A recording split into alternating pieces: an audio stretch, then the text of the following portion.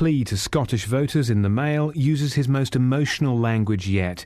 "We desperately want you to stay," the Prime Minister writes. "We do not want this family of nations ripped apart." Mr Cameron argues that there will be no going back if Scotland leaves, and that by voting no, Scotland will get the best of both worlds, new powers and the stability of the United Kingdom. The Scottish First Minister, Alex Salmond, said the hastily arranged gestures and rushed visits were a sign of utter chaos and panic in the No campaign. 2 more men will appear before Milton Keynes magistrates this morning, charged with sexual offences against a child as part of an investigation in Aylesbury. Faisal Iqbal from Aylesbury and Hamahan Nangpal from Middlesex were charged yesterday. 8 other men were charged last week.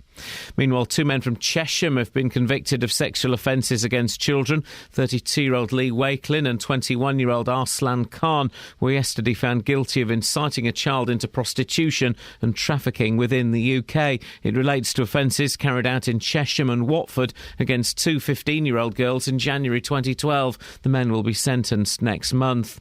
Residents living next door to the Luton to Dunstable guided busway say the noise from the track since it was opened almost a year ago is getting worse. Luton Borough Council installed microphones in people's gardens to monitor the sound and say they're disappointed that noise levels haven't been reduced. This resident says the council's efforts haven't tackled the problem. No different. The tile that they put on there hasn't worked, and it was a shoddy job, and it's a waste of money. They still thump, and I think it's got louder. A study suggests that people with dementia and their families face care costs that are equivalent to more than £20,000 a year. The research carried out by the London School of Economics and King's College London has been published by the Alzheimer's Society. In sport, Gareth Bale scored both goals as Wales won their Euro 2016 qualifier in Andorra 2-1. The Real Madrid star scored in each half after the home side had taken an early lead. The weather, early mist and fog, and then another dry and bright day, a maximum temperature 20 degrees Celsius, and you can get the latest news and sport online at bbc.co.uk/3 counties. Boom, boom, boom, boom, boom. Today on BBC Three Counties Radio. From 9. The JVS Show. With the big phone-in, the hottest topic of the day, and your consumer problems. From 12. Nick Coffer. Join me for high-quality financial advice on pensions, savings, inheritances and mortgages from a brilliant local expert. From 3. Roberto Perroni. I'm here with a roundup of the day's news, the latest travel and your stories. From 7. Mark Forrest. I'll bring you the best bits from everything that's been happening on BBC Local Radio. Today on BBC Three Counties Radio. Trauma noise.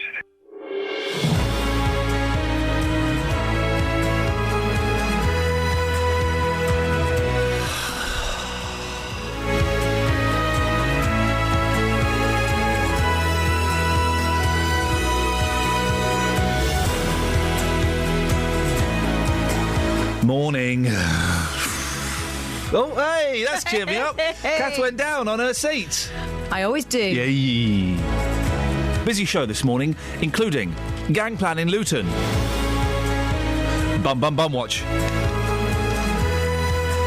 There's one for my children there. And why no one's miserable in Princess Risabra. Who writes this rubbish? Me. 08459 455 555. Across beds, hearts and bucks. This is BBC Three Counties Radio. So, another thing I thought we could discuss. Now, we may not get many calls on this, but we might just get the golden call. Okay. How have you injured yourself with clothing? All right, yeah. I put my neck out really badly yesterday. All I was doing was I was wearing a hoodie, and I was messing around in the office. I was wearing my hoodie. I had my hoodie up. It was a little bit of fun. Who's been the tough guy? It was clothes banter. And clothes bands.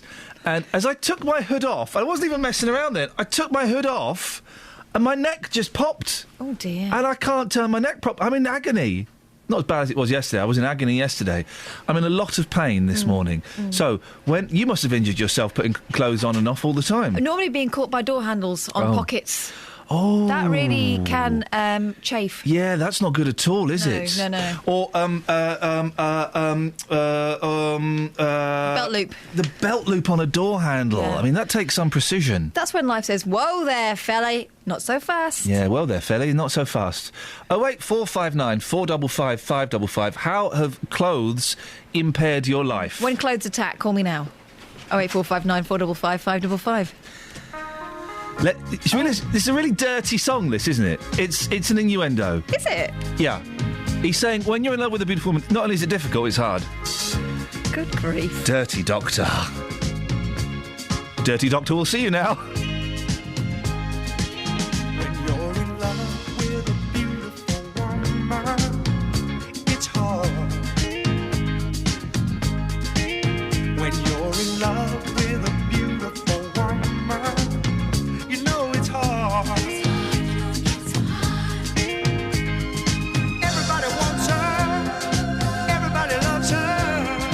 Everybody wants to take your baby home. When you're in love with a beautiful woman, you watch your friends. When you're in love with a beautiful woman, it never ends. You know that it's crazy. You wanna trust her. Then somebody hangs up when you answer the phone. When you're in love with a beautiful woman, you go it alone.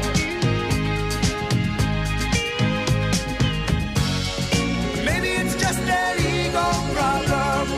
Problem is I've been fooled before.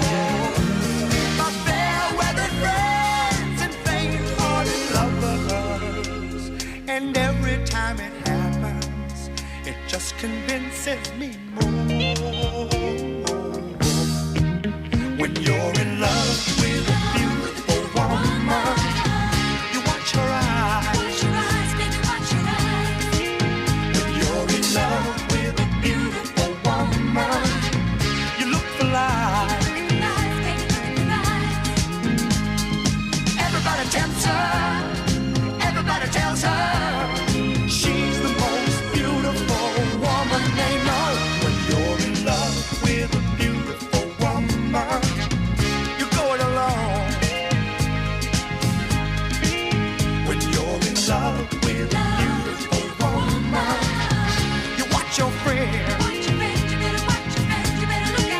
When you're in love with a beautiful woman, oh, it never ends. Dirty Doctor Hook.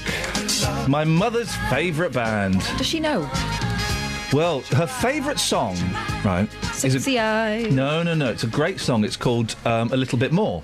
Oh, that one. The lyrics are, when my body's had enough of you and you're laying flat out on the floor, when you think I've loved you all I can, I'm going to love you a little bit more. I know, and she thinks it's romantic. Twice nightly, whitely. He's just saying... They're doing it on the floor. Flipping it. Come on, man. You can afford a bed. You're in Doctor Hook. Secondly, you think we're finished? Get up, girl. Come on. Here we go again. You ready? Cup of tea is finished. Round two. The doctor will see you now. 08459 455 5. Do you know? No, okay. No, it's way too early for that. 08459 455 555. We'll be talking about your clothes injuries a little bit later on. Boy, I can see the phone lines really I think are. I pitched it better. What? When clothes attack, call okay. me now. Well, I can see the phones are really hotting up, so we'll get to that later. We'll be right with you. Before that, something far more serious, in the big serious local story. 2 years after the hit-and-run murder of 19-year-old Delaney Brown, the authorities in Luton are reviewing their approach to gang culture. The local community safety partnership has come up with a strategy to tackle it and is asking the public to tell them what they think. My producer, Catherine Boyle, joins me in the studio. Catherine, remind us how this all began. Well, it's really difficult to say how long the tensions were simmering before it came to public attention, but the problems in Luton really did sort of emerge for us with the death of 19-year-old Delaney Brown. That happened on September the 5th, 2012, and he was deliberately knocked off his bike by the driver of a BMW who sped off, leaving him to die. And there were appeals by Delaney's family. Police were being met with a wall of silence. that suddenly changed. A year later, 22-year-old Kyle Beckford was found guilty of the murder of Delaney Brown, and it transpired that he and his victim had been school friends originally, who ended up in rival gangs, Delaney with the Lucy Farm Gang, or Trap Gang, and Beckford with the Marsh Farm Gang. Now, that murder marked the start of a spate of apparently tit-for-tat violence, stabbings and shootings, and I have to say there's still a reward out for anyone coming forward with information about the murder of Paul Foster, who was Delaney Brown's uncle. He was shot in Brunel Road in April 2013. That's still unsolved, that murder. But you'll remember at one point, barely a week went by without one or sometimes two incidents. It was every week. There was a shooting or a stabbing or a gun going off, wasn't it? It really was relentless. And Luton started to get something of a name for itself as being a problem area. And you'll remember that happened. And then police made a series of arrests as part of an operation codenamed Bosun. That's an anti-firearms operation. And things seemed to peter out. Now, this strategy aims to keep it that way. We talked about this gang strategy. We mentioned in the introduction the Community Safety Partnership. Who are they? Well, it's made up of various organisations. We're talking the fire authorities, police, probation service, Luton's Clinical Commissioning Group, and the lead body is Luton Council. And the Community Safety Partnership's going to be working together to... their commitment, they say, is to make the town a safer place, and it also addresses the fear of crime, which, of course, they say is just as powerful. If people are walking around thinking that something's going to happen, they're more likely to be victims. And the point of this strategy, what is it? They want to stop people joining gangs in the first place. They want to make sure that people can go about their daily business without being afraid. It's focusing around a strategy they're calling the 4 Ps. Which stands for pursue, prevent, protect and prepare. And that means what? Well, pursue means identifying the gang members and those most likely to commit crimes. Shockingly, figures from Bedfordshire Police show that 80% of gang members are violent offenders, and people involved in gangs in Luton are 12 times more likely to commit murder than other criminals. The sort of crimes that they are involved in: rape, domestic violence, sexual exploitation, firearms and drug dealing. Now, the problem when it comes to trying to catch the criminals is that witnesses who often come from a similar background are intimidated. They don't want to speak out, and there's this fear of becoming a snitch and being identified as such. That's pursue, prevent, protect and prepare. What about them? Prevent, obviously aimed at stopping young people from getting involved in gangs in the first place. The council realises that the success of this is all reliant on all agencies working together so they can step in before it becomes a problem. Protect is about keeping the community safe. Prepare is about focusing on areas where gang-related incidents have taken place. And so what are they actually going to do? They want to start working with schools more so they can spot those feeling bullied and intimidated by gang members. They also plan to increase police activity where gangs operate. Now, that would include using knife arches and stop and search powers. And this strategy has been drawn up now. Now they're going to be seeking views from local communities on how the problem is viewed, whether it's a realistic thing. If people are living in it, they've got a better idea of whether it's going to work, and whether this new strategy is the right response to a problem that's been simmering away for years. Across beds, hearts and bucks. This is Iain Lee. BBC Three Counties Radio. Nice high five. Well, I thought you would put your hand for that. No, the hand gesture was stay. Right. You went for the high five. Well, that was embarrassing for everybody involved. I thought you were either going to claw at my face or it was a high five. I didn't realise it was a halt. I am wearing elasticated... No, you're not. Waistbands. You're wearing stretch denim. Well, I don't know what that means. Elasticated waistband leaves a print of the ruching on your body. Oh, gosh, really? Yeah, so that's an elasticated waistband. What you got there is a stretch denim. So is that okay? Yeah. Because I felt uncomfortable. I mean, I felt very, very comfortable wearing it, but I felt embarrassed wearing it. No, you don't need to. I'm thinking of getting some slush puppies. Right. They're slip-on shoes, aren't they? Well, not necessarily. You're thinking about getting slip-ons? Yeah, they look so comfortable. And what a faff those laces really are. They've got some in the Daily Express that you might like. They've got an orthopaedic sole. Is that good? And breathable leather. Really? Yeah. Now, see, now I'm 41. That sounds like... Or if you want to go summery, some Velcro sandals. That would make things so much easier. In a beige. Get them in a beige, then go with everything, don't they? It really is. We are like... I'm like Jeff Banks. Yeah, I'll be Karen Franklin. There we go. Well, ladies and gentlemen, we are old enough to remember the Clothes Show. Travel news for beds, cards and bugs. BBC Three Counties Radio. Well, a very good morning, and so far checking on the sensors across the three counties seems to be moving rather well. The M1, the M25 and the A1M all moving rather freely so far this morning. Taking a look at the M40, there is a lane closed just at junction 5 for Stokenchurch. That's due to some bridge maintenance work that's continuing, so do expect some delays there. Looking at the trains, everything's running well across the three counties. Nicola Richards, BBC Three Counties Radio. Thank you, Nicola.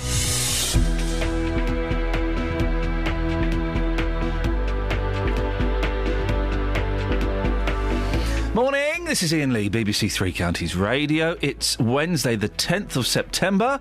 I'm Iain Lee and these are your headlines. A new strategy to tackle gangs in Luton has been drawn up by a community partnership, including the police and the council. Cameron, Clegg and Miliband are campaigning in Scotland today against independence. And residents living next to the Luton to Dunstable guided busway say the noise from the track is getting worse. We'll speak to Justin in a bit to find out exactly what's going on. BBC Three Counties Radio.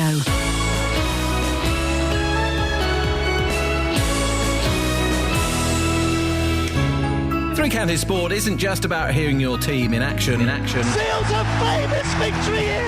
What drama we've had!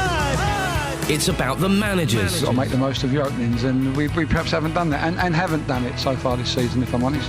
The players. We know we need to be better. We're not being complacent. We'll find a solution that will get us playing how we was last season, how the fans expect us to be playing. And the fans. I'm getting seriously concerned we could end up back where we started. Every day, we bring you latest news on your local team. Wycombe Wanderers remain fifth in League Two after a 0-0 draw with Bury. Stevenage lost 3-2 at home against York. Three Counties Sport, keeping you up to date with Luton, Watford, MK Dons, Stevenage and Wycombe every day of the week on BBC Three Counties Radio. Have some of this. Here we come, walking down the street. We get the funniest looks from everyone we meet. Hey, we're the monkeys, and people say we monkey around, but we're too busy singing to put anybody down.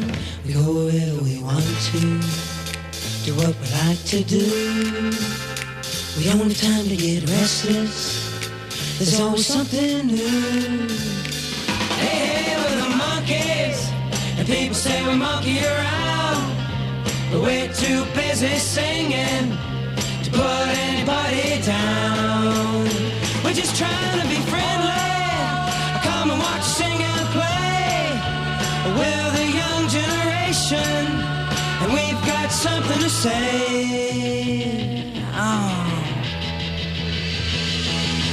Anytime or anywhere, just look over your shoulder, guess who'll be standing there?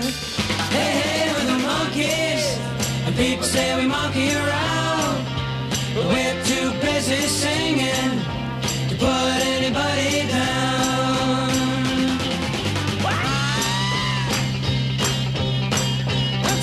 Trauma noise. I like the mushy peas. Trauma noise. I'd like to sacrifice you. Just take Uranus out of the picture. Just say it explodes. Hey, we're the monkeys, and people say we monkey around, but we're too busy singing to put anybody down. We're just trying to be friendly, come and watch, sing and play. We're the young generation, and we've got something to say. Come on, Dealey. What a tune. That song never gets played on the radio. Oh, it's beautiful. Great well, hey, song. We're the monkeys. All right, mate, don't, no.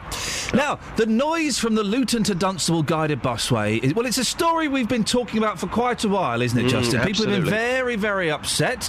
The bum of the track bouncing about under the buses is still annoying the residents. Well, the council spent quite a bit of money trying to tackle the problem, Justin.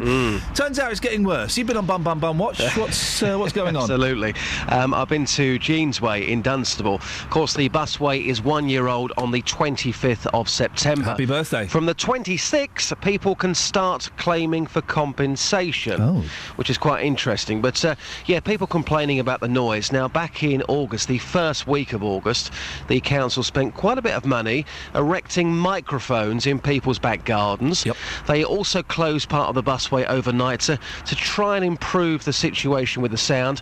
Sadly, it's failed. I was back on Jean's Way yesterday. Here's what locals had to say. No different.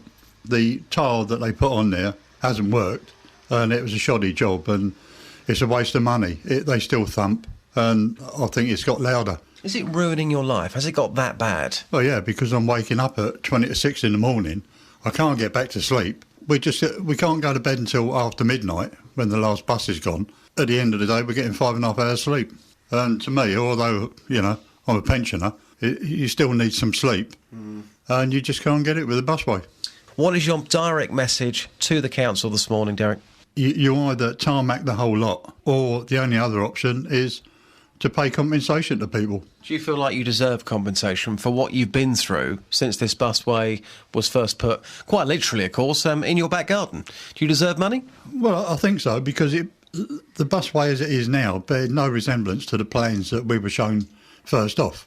It was going to be further away from our bungalow, and it's not. It's nearer. It's right by our back fence, and we can hear everything. It's just as bad. And my granddaughter stayed a few months ago to look after my cat while I went away, and she went home after 2 nights. She couldn't stand it because it woke her up at 20 to 6. It's more in the front of the bungalow. It's a whooshing noise out in the garden, but indoors it's sort of boom, boom, boom, boom, boom. No, it's not very good. And they've done all that filling in and spent all that money, and it was a waste of time. Yeah, it's a thudding noise. It's obviously a noise that as the buses go across the cracks, it's vibrating through the ground into the bungalow itself. What does it sound like? What does it feel like? Yeah, bump, bump, bump, bump does say it, yes. Yes, that's exactly what it is like. Well, those were residents describing the sound. We've actually got a recording of the sound. You may need to turn your radios up to get this, but this is a recording of the busway. Boom, boom, boom, boom, boom. And it really would disturb you late at night and early in the morning, wouldn't it, Just? Absolutely. From 5:40 in the morning, these people are being woken up. They can't go to bed until midnight. And it's quite weird, Ian, because you're in somebody's back garden and you can see the buses clearly, the tops of the buses, and you can certainly feel them as well. That these people, a lot of them have moved out already. You'll hear from one later on who is going to put their property on the market. He moved there 7 years ago for a happy retirement, and they feel like the plans they were originally shown, well, they don't match up to what's there at the moment. They're very, very angry, and they don't feel like the council are taking their concerns seriously still. Well, Luton Borough Council, Justin, are happy to talk about this. I'm sure they are. Through the medium of a press statement. Oh, lovely. Here we go. After the efforts to try and find a possible solution since last December, we are equally disappointed, oh really, that the positive progress that was being made over the last few months to find a possible solution has not resulted in a reduction of the noise. The alternatives of replacing the guided busway with an unguided section or the reduction of bus speeds are not considered to be acceptable.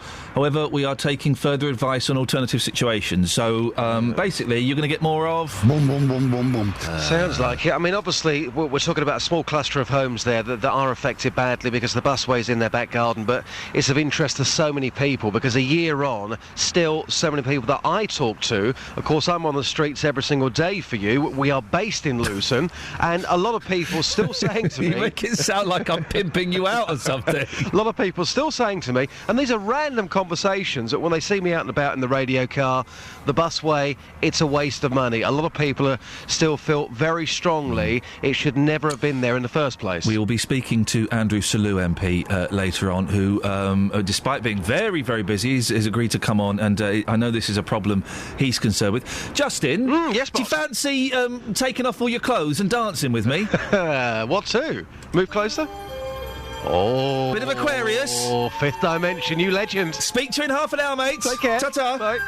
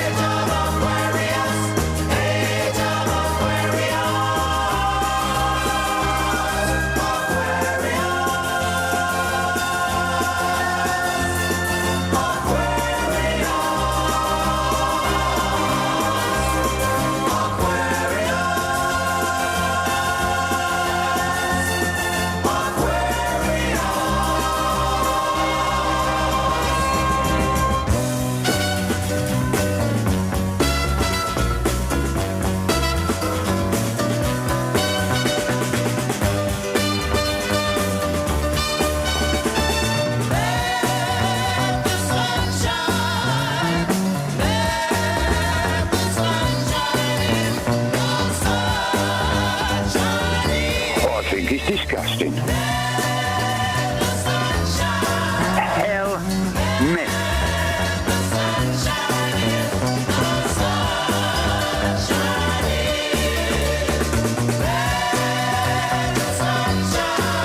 I think it's disgusting.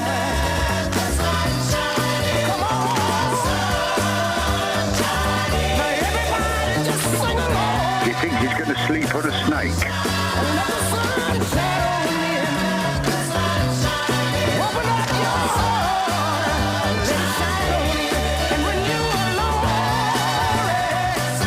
Hands and deep.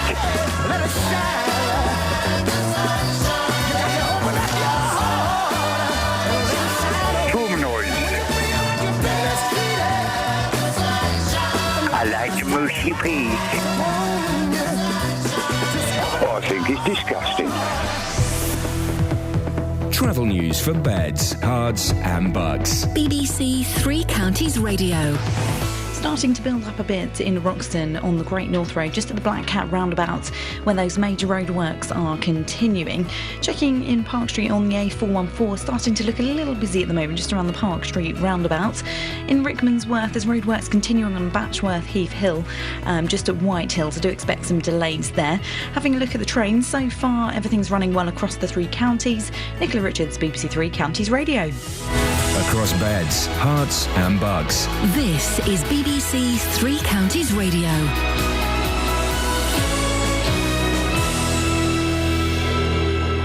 It's 6:30. I'm Simon Oxley. A new strategy to tackle gangs in Luton has been drawn up by a community partnership, including the police and the council. David Cameron, Nick Clegg and Ed Miliband are all campaigning in Scotland today, with just over a week until the independence referendum.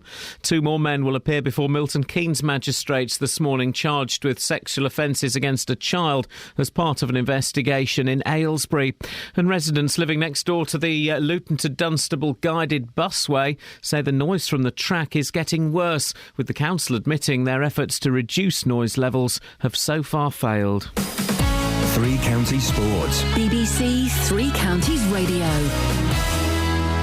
Gareth Bale scored both goals as Wales won their Euro 2016 qualifier in Andorra 2-1. The Real Madrid star scored in each half after the home side had taken an early lead. It was obviously a disappointing to concede a penalty, but yeah, it was massively important to get an equaliser straight away, and we had massive possession of the ball. They obviously made it difficult, which is what they're going to do to every team, but we showed our class. We kept passing the ball as well as we could on such a bad pitch, and showed our class in the end. Elsewhere, Watford striker Matej Vydra was a second-half sub as the Czech Republic beat Holland 2-1.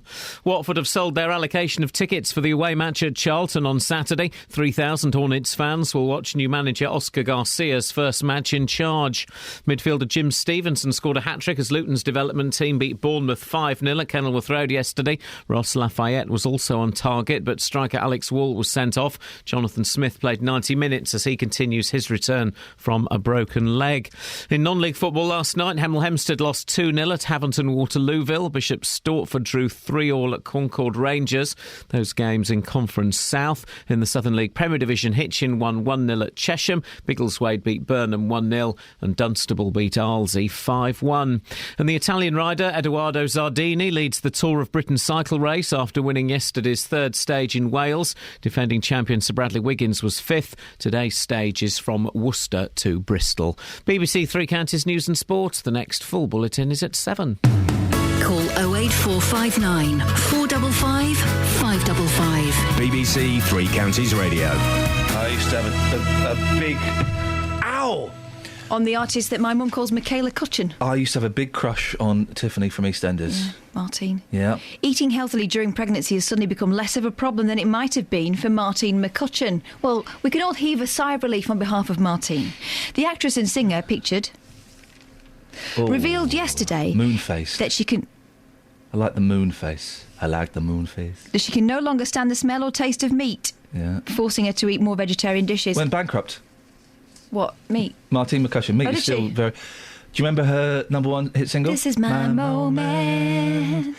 This is my perfect moment with you. Yeah, and that was a soundtrack to a lot of people's weddings that year, wasn't it? Yeah, Tiffany from EastEnders. I remember when she died, I cried. Oh, for crying out She had that loud. headband on, it was awful. I remember the first time she ever appeared in EastEnders, she was wearing PVC hot pants. Oh. I remember that vividly. Why? Just lodged in the brain. Yeah, well, Pop charts top the list of 90s. Pop charts Start again. Pop charts top the list of 90s nostalgia. So these are things we miss the most. Okay, number 10. Making plans that don't change due to lack of mobile communication. Stroke being late. Yeah. Hang on a minute. This is right. Number 8. Things we miss the most. 90s toys. That doesn't make sense. Things we miss the most from the 90s. Stuff we miss from the 90s. The 90s. Number 2. Having pen pals. Oh, yeah, I used to have loads of pen pals. I bet you did. I did. I bet you used to write to them in their own language. Sometimes. Oh! And then I had one who was from Tanzania. She used to write me very odd letters. She was in a girls' school. Oh. Really? Yeah. Really? Yeah. Gosh. I had a fellow who lived in New Zealand. He had a boat. I was only 7. Wow. And at number 1, making tape recordings of weekly top 40. I'm trying to stop it before Mayo came on. Oh, was it Mayo for you? Who was it for me? Probably one of the ones that have been arrested now. Probably. I don't know. Do you see that picture of the little kid face planting into the Oval Office sofa? Oh, that's good, isn't it? For most children, a trip to meet the president should be the most exciting moment of their lives. Why? Not for this little chap, however. Utterly bored with proceedings at the White House, he flung himself face down at an Oval Office sofa, his legs kicking in the air in exasperation. Now, that little boy, if he was mine, would get the hard word. The president is well within the rights to send that kid to Guantanamo Bay. Oh, yeah, for sure. There's a letter in the Daily Express. I like the letters pages, and I don't read them enough. I've never read them. I've only just decided I like them. I'm going to start reading them more. You're telling lies. Let the UK's spoiled brat go its own separate way. Oh. This is from Godfrey Sanderson in Coxhoe. Coxhoe! Is it me? Yes, Godfrey. Or has Scotland become the spoiled brat of the UK? Here's hoping it gets the yes vote and that we do a good job of severing the links, making sure we limit the cost, and there will be cost, to the rest of the UK. As one who has had frequent holidays in Scotland and enjoys a whisky, I will be looking to change my habits so as to exclude supporting Scottish goods, etc. Oh. Looking forward to the result. Godfrey Sanderson, Coxhoe! Scotland quivers with fear because Godfrey's not going to have a dram. Godfrey doesn't want to have no whisky no more. We better vote today. He's turned to Caerphilly instead. Switched his allegiance to the Welsh. Oh, Godfrey. Do you know what? Calm down, love. Portia Williams, says Sarah Vine in her opinion piece. To whom is she referring? Not His Royal Highness Prince William. Well, that's very familiar of her. We discovered yesterday that she's up the duff. She's up the royal duff. The royal bun is in the royal Arga. Praise be. Praise be. A few days before that, we saw a picture of them coming out of King's Cross Station, and she was carrying 2 bags. Sarah Vine, in her opinion piece, is referring to that picture. The news that the Duchess of Cambridge is expecting her second child puts that rather gloomy image of the couple traipsing through King's Cross Station last month into context. Kate is not quite her usual smiley self as she trails a few steps behind her husband, lugging 2 huge bags. Most likely she was already feeling distinctly green around the gills. Thing is, William must have known she was pregnant, so why on earth isn't he carrying her luggage? Equality is fair enough, but come on, the poor girl is preggers. Preggers? Wow. Surely someone should have given her a hand. I think they might have. I don't think she carried them all the way back. I don't think they left them walking. They're not massive bags, right? She was, 10 weeks pregnant at the time? Yeah. You're allowed to do stuff then. And also, if she's anything like my wife, do you want me to carry... No, I can do it! I know, exactly. Well, your head doesn't feel pregnant. I used to find myself wedged, when I was very pregnant, wedged between cars because I thought I could make it because my head was thin. I go, yeah, I forgot about this. Can someone please back out this car? I'm appear to be wedged. It's a bit odd you think your head is thin.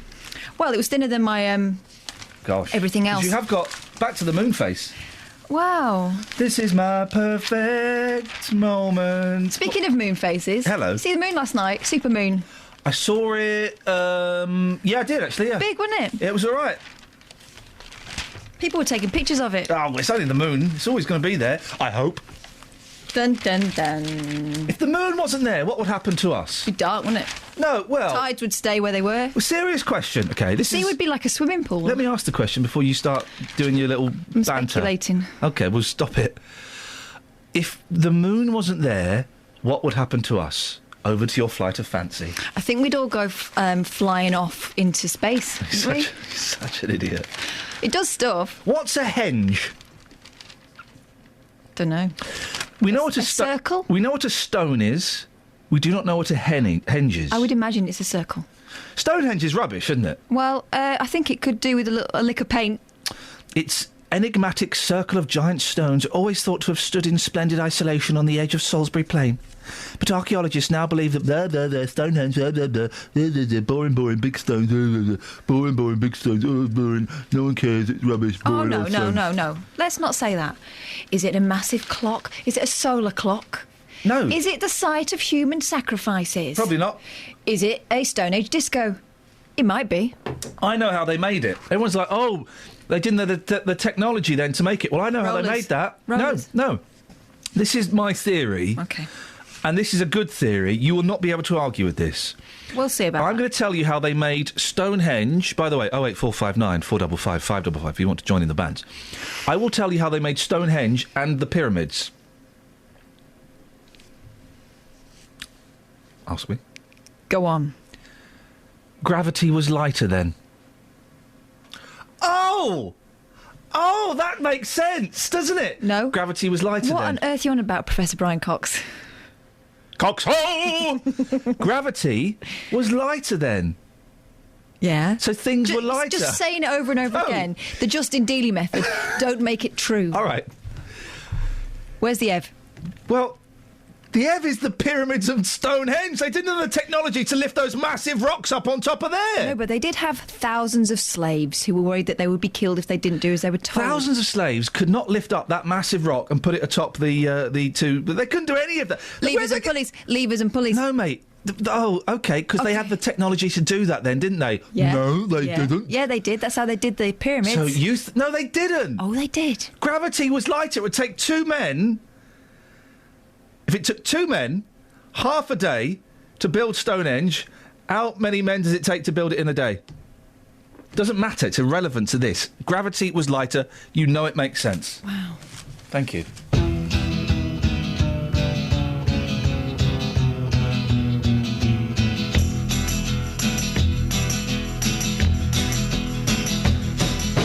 You keep saying you got something for me, something you call love, but confess you've been a messin' where you shouldn't have been a messin', and now someone else is getting all your best. These boots are made for walking, and that's just what they'll do. One of these days these boots are gonna walk all over you.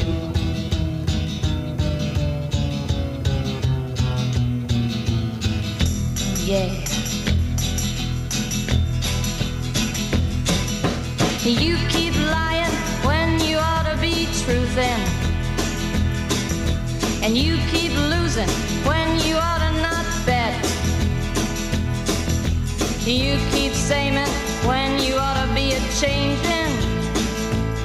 Now what's right is right, but you ain't been right yet. These boots are made for walking, and that's just what they'll do. One of these days these boots are gonna walk all over you. Boom, boom, boom, boom, boom.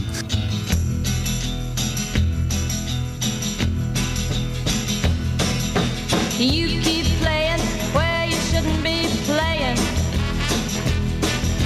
and you keep thinking that you'll never get burned.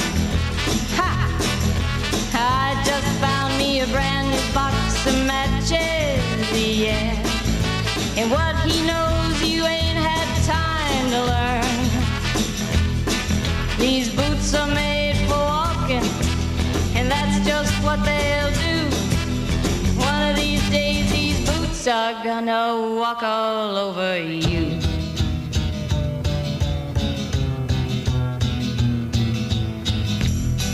Are you ready, Boots? Start walking. Boom, boom, boom, boom, boom. And the weather for Beds, Herts and Bucks. Tomorrow, wet, basically. Top temperature 9 degrees Celsius. That's what we BBC paying Three for. Counties News, it's 5:05. That's what we're paying for. That's Tony the Fish. It is. This is Iain Lee and Catherine Boyle. We're having a look at the papers. You can join us. What's your sign, Ian? That?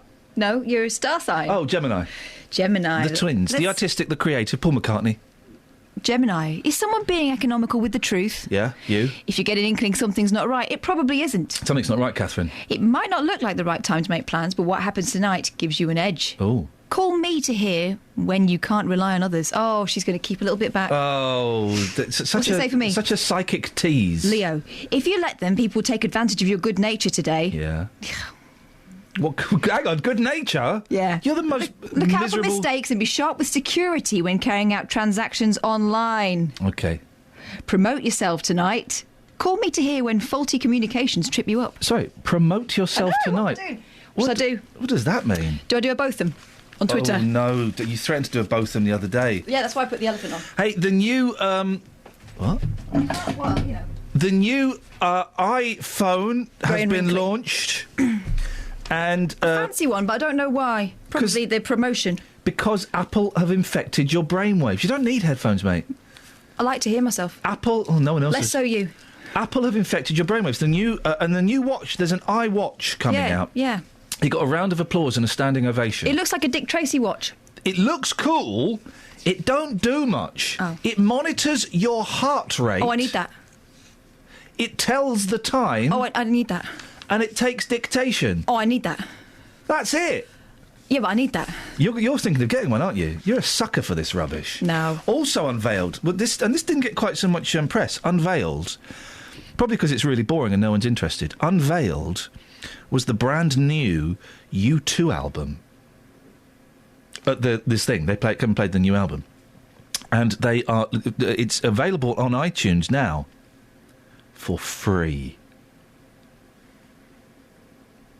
Oh, I need that. U2 last night stunned the music world by giving away their new album for free on iTunes to 500 million people. Well, only if 500 million people choose to download it. I certainly won't be downloading it. Even if they paid me £20, I wouldn't... Well, I'd download it, but I wouldn't listen to it. I can't think of any bands more tedious than U2. I can. Manic Street Preachers. OK, I can't think of any bands more tedious than U2 and the Manic Street Preachers. I can. Oh, here we Travis. go. Travis actually did a really nice song once. I know, I remember. Yeah. What, Driftwood? Or Flowers in the Window? Yeah, one of them. Travel news for beds, cards and bugs. BBC Three Counties Radio. The A1M heading southbound, starting to build up quite a bit at junction 7 for Stevenage. The M1 London bound, rather heavy moving on the speed sensors just around junction 7 at Hemel Hempstead. And the M25 heading anti-clockwise, very slow moving at the moment between junction 21 the M1 and junction 20 for Kings Langley. Also heavy anti-clockwise between 17 at Maple Cross and junction 16 for the M40. So far, checking on the trains across the three counties, everything's running well.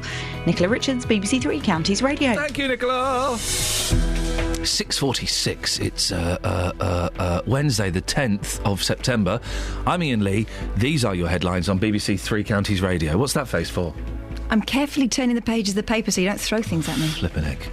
A new strategy to tackle gangs in Luton has been drawn up by a community partnership including the police and the council. David Cameron, Nick Clegg and Ed Miliband are campaigning in Scotland today against independence. And residents living next to the Luton to Dunstable guided busway say the noise from the track is getting worse. Let's get the weather. Here's Kate Kinsella. Beds, Herts and Bucks weather. BBC Three Counties Radio. Good morning. This fine, dry and settled weather looks like it's set to continue through to the weekend. Just variable amounts of cloud to worry about. Today, may get one or two mist and fog patches, but they're fairly isolated. If you've got one, it will lift fairly quickly. Sunny spells, bit more cloud this afternoon. Temperatures getting up to around 20 Celsius. Overnight, clear to start, but we may get a bit more cloud as we head through the middle part of the night towards dawn, particularly towards the east of the region. Fairly cloudy there. Minimum temperature in the countryside 7 Celsius. Towns and cities again a bit milder, staying in double figures. So a cloudy start in the east tomorrow, a brighter in the west, but it looks like it's going to stay dry. Sunny spells, again temperatures in the high teens. That's your forecast. Every weekday morning. It went ping.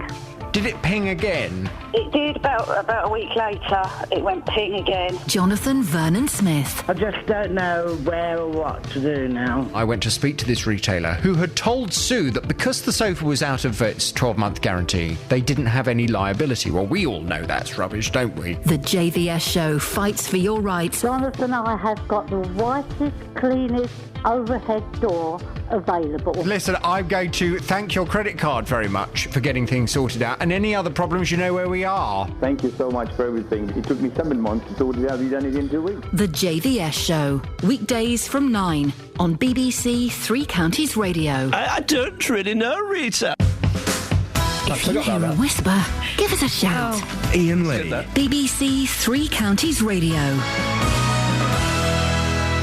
If you hear a whisper, give us a shout. No. That was nothing to do with me. No, we have spoken to Justin. That woman is alive and well. He missed. Very quickly, in the Sun, drive shaft. I see what they've done there. A luxury yacht firm made a cock-up with a logo on its van that spells... So the business is called Penn Dennis Shipyard. Oh, OK. And when you open the door, slide the door along, it says penis. Oh, dear. The gaff by boat builders was spotted by joker William Tregeedgo in Falmouth, Cornwall. He said, "I saw it. I couldn't believe how funny it were." The image has been retweeted 6,000 times. One Twitter user cracked, "Somebody needs a big lesson in marketing." That's good, isn't it, when the newspapers just look on Twitter for things that people are sending round? I always like that. It's like when local radio just looks in the papers for things to do. I know, what? Lazy. Queen says, "Don't drag me into Scotland debate." Oh, in that voice? No, she says, "Don't drag me into Scotland debate." Oh, That's more her voice, yes. I think we should definitely drag her into it, and I think we should also dangle her as the carrot. Yeah. If you want to go it alone, we'll have her back, thank you. Yeah. Oh, yeah. She's agreed to be the Scottish monarch. Yeah, what's that? That's ridiculous. She's playing for both teams. She should tell them to jog on. Exactly. She's jog better on, than Scotland. them. She's better than us. She's better than this. But if we're splitting up, then I want the Queen. Here's the thing as well, because Parliament is now terrified that we're going to lose. It's all about love bombing. I had an email actually. I was listening to Radio 4, and I'm guessing that Ron and Ethel in Watford were as well. Iain, we're going on an away day to Scotland. Iain, we are going on an away day to Scotland to love bomb our relatives in Dundee into voting no to independence. We're going to tell them we love them and we want them to stay. It worked in Canada, it should work here. Ron and Ethel fighting a good fight. It's all about love bombing. And I'm really annoyed now that Gordon Brown, everyone's coming out saying, "Don't worry, Scotland, if you stay with us, we'll give you so many powers, so many free gifts, like free tea towels with your name on and stuff like that, that you won't want to be independent." Well, no. If they're voting in or out, they should vote in or out as is. Don't then make things easier for them. Don't concede to their ridiculous, petulant demands. Annoys me. Yeah. I can see you're annoyed. Yeah. Dealey's here. Morning, Dealey. Anger, outrage. I'm angered Morning, and boss. outraged, mate. Absolutely, I can hear it in your voice. One of the big stories of the last couple of days, of course, has been the royal baby. Prince Charles in the papers. Oh, yeah. I'm hoping for a granddaughter, reveals Charles. Ooh. Prince Charles spoke of his joy yesterday at the prospect of becoming a grandfather and confessed he hopes they have a girl. A bit controversial. No, it's not. He's had 2 boys. He's got a grandson. I think that you do want a little girl in the family at some point. Possibly. I know people who they had on the birth of their second son. No, hang on, the birth of their second daughter, and didn't know what they were going to have. I don't know him. I worked with him once. He was a plum. He had two daughters, right? He didn't know what they were going to be. The second one popped out as a daughter. He's like, oh, yeah, brilliant. He went outside and he had a little cry because it wasn't a boy. Really? Yeah. I have a friend who, again, didn't find out what she was having, but she imagined secretly it was going to be a boy. Yeah. And when it was a girl, it took her about 3 days to be able to look at that baby and recognise that it was hers. Isn't that weird? Because she thought, no, that's not my son. We wanted a girl. We got a boy. Was everything there? Yeah. Is he healthy? Yeah. Brilliant. That'll do. I honestly wasn't bothered. Yeah. Be a boy for me. Sorry? It would have to be a boy. Have to be. Why? Because we can go to the pub together, we can go to the football together. It's got to be a boy. I was going to say I've been to the pub with my dad. Yeah, I've been to the football once. I thought it was rubbish. So, but you might get a girl who likes going. My sister likes going to the football with me. I think I know why you'd want a boy, Justin. Go on. Because you are a bit of a player. Yeah. What? Do you know what? If fate is what they say it is... Yeah. You're going to get loads of daughters. Yeah. You are going to get loads of daughters and you'll know how it feels. If I have daughters, I'll be a nightmare dad. I know I will. I just know. I think we know as well.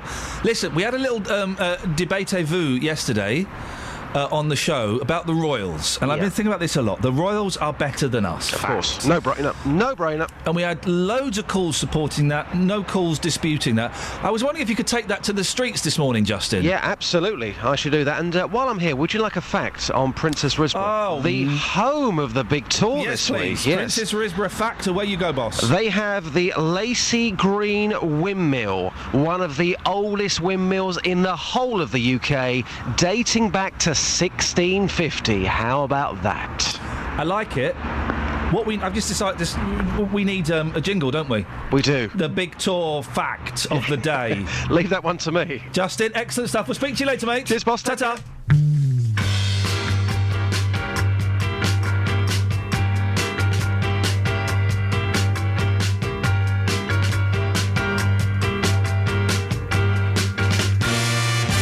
Tu veux ou tu veux pas? Tu veux, c'est bien. Si tu veux pas, tant pis. Si tu veux pas, j'en ferai pas une maladie. Oui, mais voilà, réponds-moi non ou bien oui. C'est comme ci ou comme ça. Ou tu veux ou tu veux pas. Tu veux ou tu veux pas. Toi, tu dis noir et après, tu dis blanc.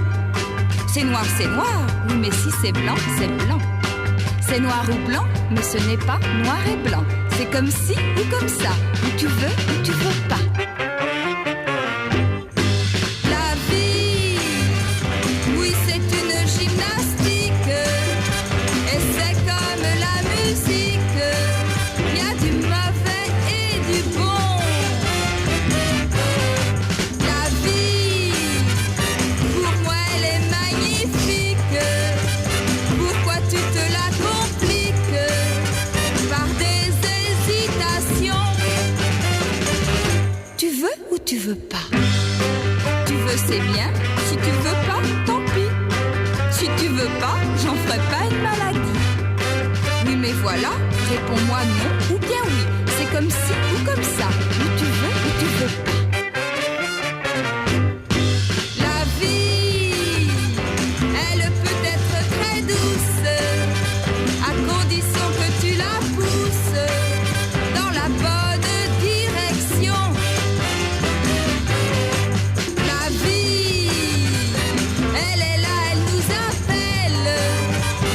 Avec toi, elle sera belle. Si tu viens à la maison, tu veux ou tu veux pas?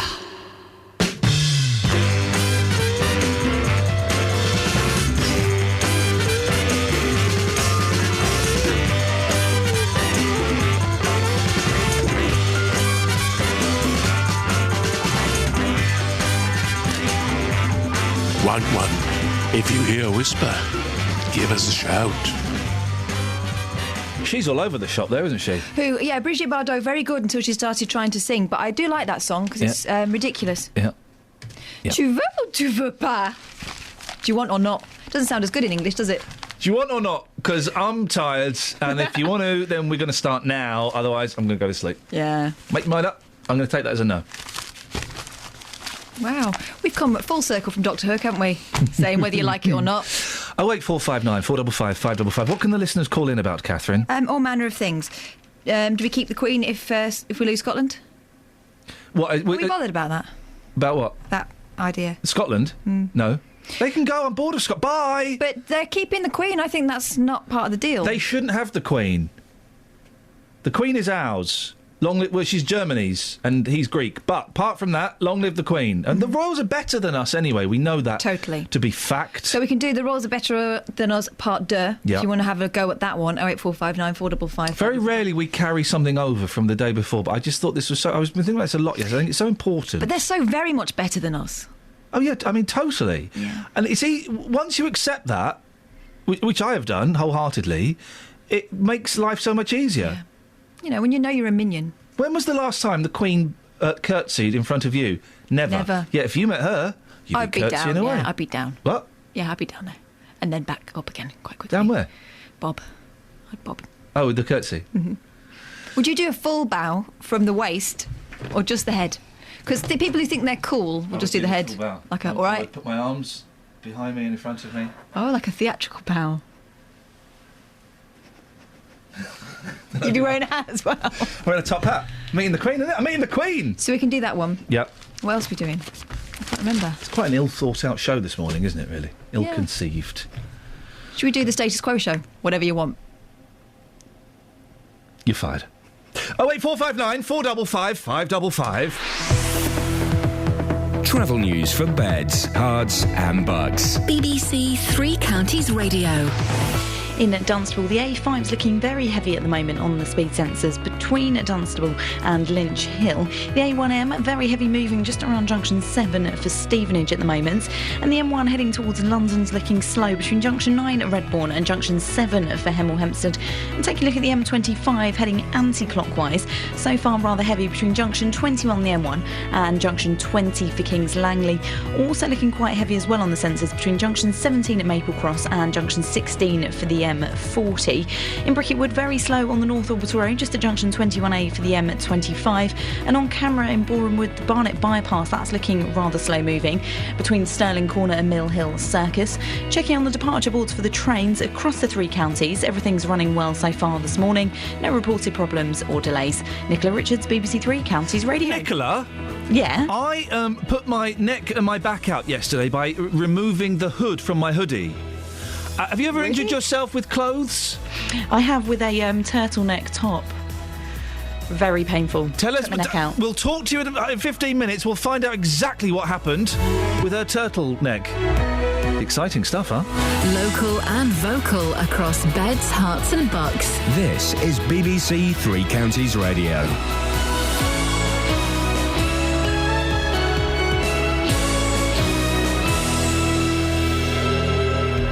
It's 7 o'clock. I'm Simon Oxley. The headlines: new strategy to tackle gangs in Luton, Cameron Clegg and Miliband campaigning in Scotland, and 2 more charged in Aylesbury child sex investigation. BBC Three Counties Radio. A new strategy to tackle gangs in Luton has been drawn up. Now the Borough Council want the public's view on whether the proposals are the right way forward. More from Tony Fisher. Since the murder of 19-year-old Delaney Brown 2 years ago, Luton has experienced an increasing number of firearm offences.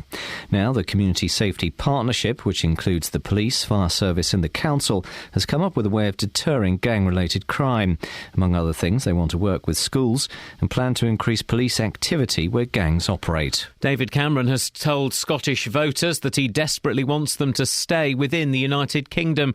Today, the Prime Minister, his deputy Nick Clegg and the Labour leader Ed Miliband are all campaigning in Scotland with just over a week until the independence referendum. There's a lot that the political leaders disagree about, but there's one thing we all agree about passionately, and that is that our United Kingdom is better off if we stay together. We'll all have our own ways, separately, of talking about why we're better together, but one thing I'm sure we'll all say is that it's a matter for people in Scotland to decide, but we want you to stay. 2 more men will appear before Milton Keynes magistrates this morning charged with sexual offences against a child as part of an investigation in Aylesbury. Faisal Iqbal from Aylesbury and Harmahan Nagpal from Middlesex were charged yesterday. 8 other men appeared in court last week. Meanwhile, 2 men from Chesham have been convicted of sexual offences against children. 32-year-old Lee Wakelin and 21-year-old Arslan Khan were yesterday found guilty of inciting a child into prostitution and trafficking within the UK. It relates to offences carried out in Chesham and Watford against 2 15-year-old girls in January 2012. The men will be sentenced next month.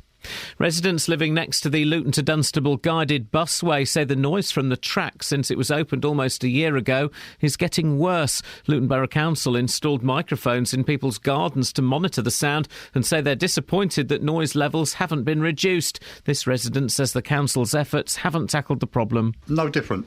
The tile that they put on there hasn't worked, and it was a shoddy job, and it's a waste of money. They still thump, and I think it's got louder.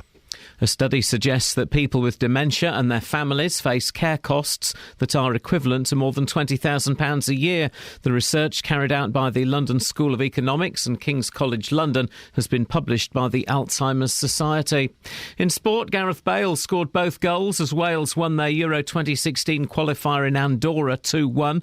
The Real Madrid star scored in each half after the home side had taken an early lead.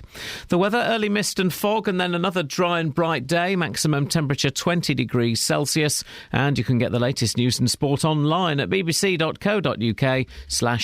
Counties. BBC Three Counties Radio's big tour of beds, hearts and bucks. You get smiles along the high street. Risborough people on the whole are very friendly. Exploring where you live. From where I live, you can look out and there's just green fields all the way down the bottom. All this week, we're discovering Prince's Risborough. It's got a great sense of community and the spirit here is fantastic. The big tour of beds, hearts and bucks. BBC Three Counties Radio.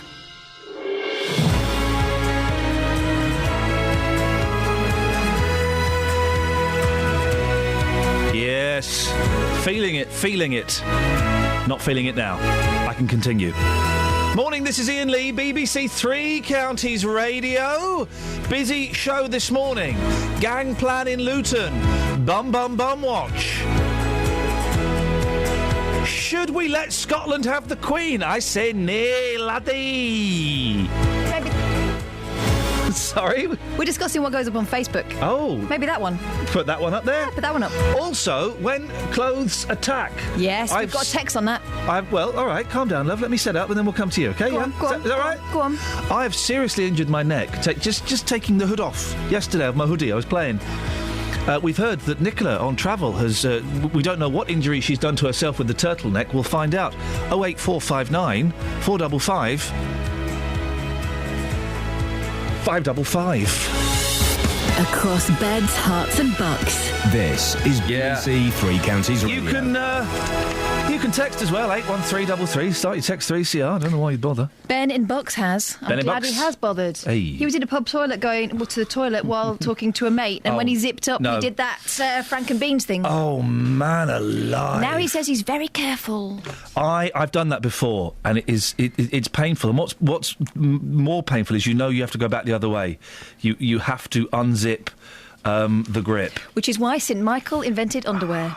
Yeah, but still, I mean, it's not perfect. No system is perfect. We've all been there. And this is why I have to warn my boys. They just whack that zip up. Yeah. I'm going to say, lads, listen, just take, from an expert, take your time. No rush. No rush there, guys. Maffin Hanslow wants to talk about the Scottish debate. Oh, yeah. You can get English whiskey, and I'm sure the superb butcher in Hanslope could knock up a great haggis. Just need to find the iron brew replacement, and bye-bye Scotland. Tizer. As Scotland isn't in the EU, when do all the Scots have to go home, says Maff. Blimey. Maff. Yeah, OK. I'm quite happy to say goodbye to Scotland. It was nice while it lasted. Ta-ra. Do they get to keep the Queen at the moment? That's the way it is. How do you feel about that? It's like when you split up with a girlfriend and you're arguing over CDs, except we're arguing over the monarch. Or the kitten. I kept the cat. That's the main thing. They can have their Proclaimers CDs, we'll have the Queen. Simple as. 08459 455 555. Now, A new strategy to tackle gang culture in Luton has been drawn up by the Borough Council, and it's seeking residents' views on it.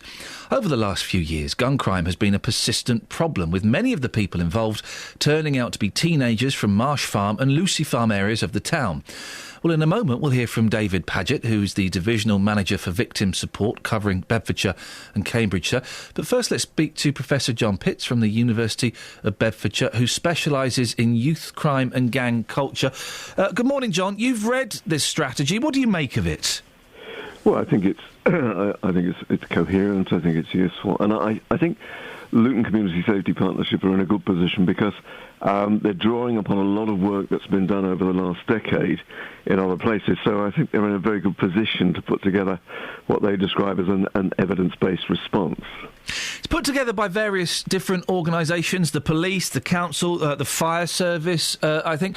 What are the benefits of having a multi-agency approach like this? Well, I think most of the research says, that's research from Europe, the United States, South America, says effective strategies for gang crime involve both enforcement by the police, and social and educational interventions. And certainly some of the ones that we've been involved in evaluating are interesting in that the police working alongside youth workers, community workers, will effectively say to young people, look, if you persist, we're going to get you, you're going to go away. However, if you decide to go on this educational program, this family work program, then we will, then desist from gang crime, then we will support you. And that seems to be, most of the research says that kind of response, it's the kind of, it's a two-hander, either this or that, seems to work best with young people involved in gangs. Is this going to work, John? Because I would have thought that the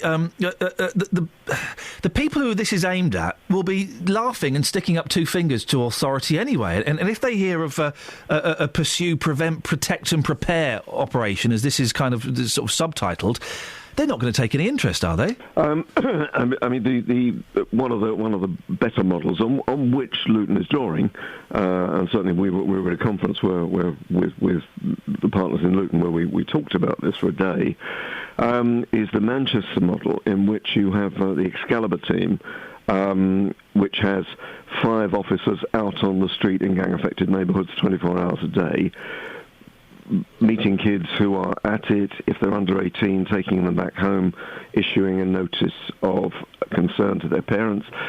You have another team that's simply focusing on taking drugs and guns out of the equation. And then you have a lot of very sustained interventions with the younger siblings of gang-involved young people. And I think it's the intensity of the program, the fact that for these young people, wherever they look, somebody is popping up and saying, we know you're at it. And also, of course, one of the big things that works in these programs is when some of the key figures, who are often kind of icons in the local area, are taken out by the police, are arrested. Is part of this young boys, young men looking for strong male role models that perhaps they're lacking at home?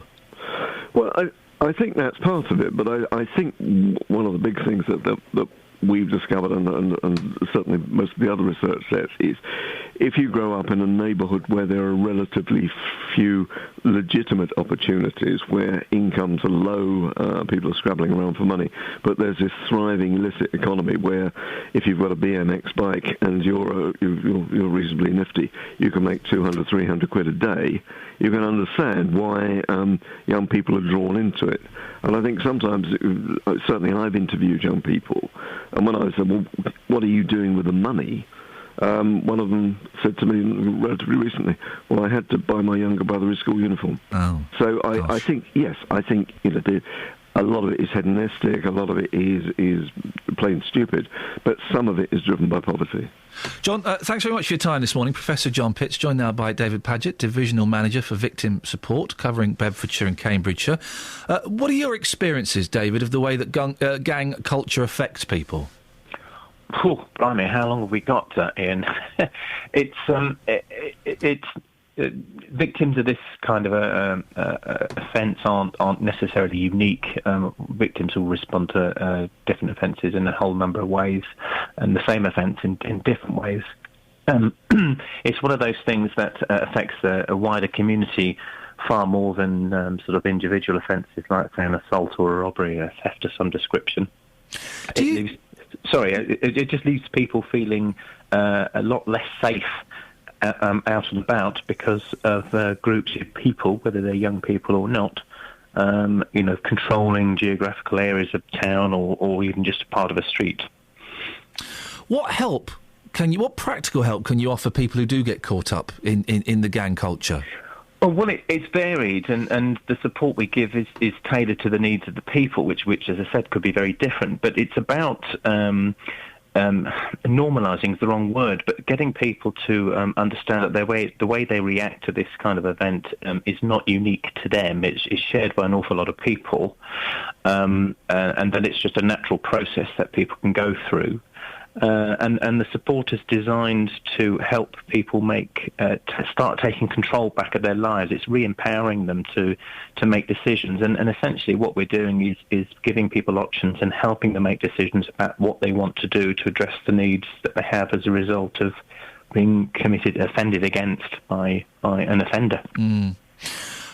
And it must be particularly terrifying for if there is a gang in your street or on your estate, that must put a lot of pressure on people who live there. Absolutely. People will say to you that they're frightened of going out. They won't go out after dark, or they're not even allowed to go out. Some of these gangs can have enormous influence on wide parts of the community, if not the whole community, or specific individuals, and people feel their lives have been controlled, that they have no decision-making process whatsoever. Are you confident, David, that the local authorities' gang culture strategy will reduce the number of victims? I'm not an expert in it, but it was interesting to hear your previous speaker saying he thought it was based on something that's worked and appeared to have some confidence in it. And I have no reason to suspect it won't work. The multi-agency approach is very effective. Lots of eyes and ears, not just for intelligence and catching people, but also being able to offer support to people. And there are a whole range of people who belong to gangs. You've got people who are members by association, and dismantling that kind of structure over a period of time, hopefully will have an effect. But it's important to get the local communities involved. They need to have a say. People need, victims or potential victims need to have confidence in statutory services that they're doing something about it. It's proactive, but they're involved. They need to have a voice in it. David, I appreciate your time this morning. Thank you. David Paget, Divisional Manager for Victim Support, covering Bedfordshire and Cambridgeshire. And the other voice that we heard there was Professor John Pitts, who from the University of Bedfordshire, who specialises in youth crime and gang culture. You want to have your say on that, or Scottish independence, or the Queen, or the fact that the Royals are better than you. You know they are. Or injuries involving clothes. When have clothes attacked? Mm-hmm. Is that what we're calling it? When clothes attack, call me now. That's the trademark thing I've put through. It's not really a trademark, mate. You're just saying some words. It's registered. Blimey. Travel news for beds, cards and bugs. BBC Three Counties Radio. The A1M heading southbound, rather heavy on the speed sensors, just at junction 7 of Stevenage. And in Dunstable, the A5's looking rather heavy moving, heading southbound between Dunstable Road and Lynch Hill. And the M1 heading towards London, looking heavy between junction 9 at Redbourne and junction 7 for Hemel Hempstead. And the M25 heading anti-clockwise, very slow moving between junction 21A for St Albans and junction 20 for Kings Langley. Also queuing on the M25 anti-clockwise between 17 at Maple Cross and junction 16 the M40. So far there's no reported problems to the trains across 3 counties. Nicola Richards, BBC Three Counties Radio. So Nicola, you've got a turtleneck sweater and an injury. What happened?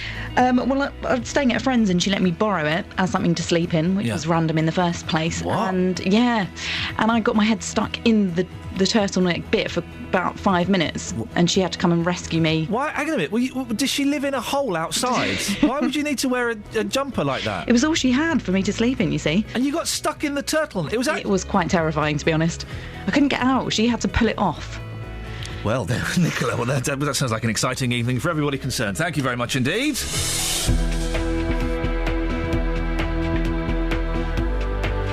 7:16, it's Wednesday the 10th of September. I'm Iain Lee. These are your headlines on BBC Three Counties Radio.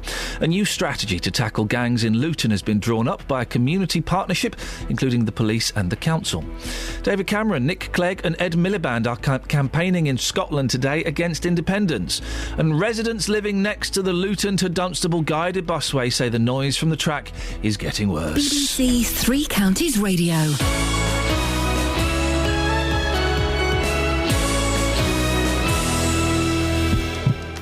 Imagine cycling 127.9 miles.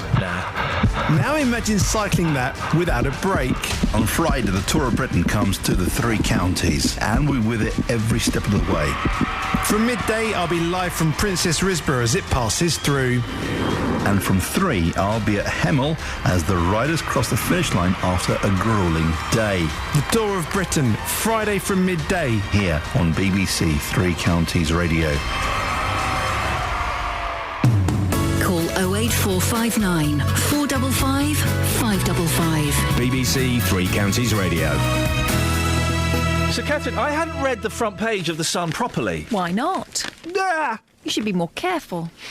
So this is what they're asking the audience. It's 50-50. Now it comes call to phone a McFriend. So the English, Welsh and Northern Irish today are urged to call any Scottish friends and family and persuade them to vote no. So Hang on a minute.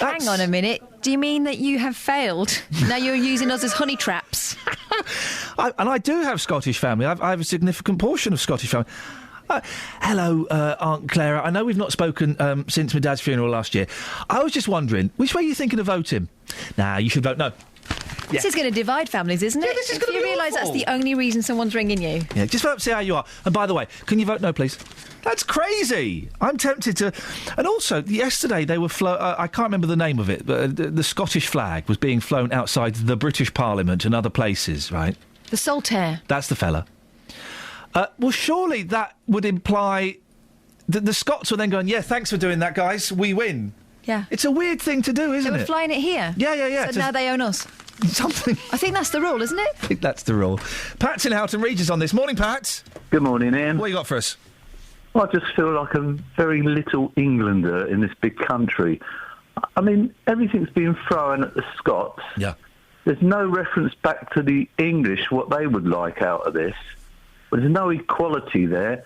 And the worst thing about it all is if they vote yes in Scotland, they actually come out of the EU, which is fantastic if it happened here. Yeah, but they want to dive straight back into the EU, though.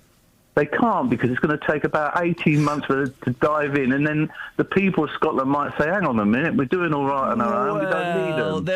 There are two schools of thought in that. One is that it might take 18 months, another is that it could be done really quickly because the territory is already part of the EU.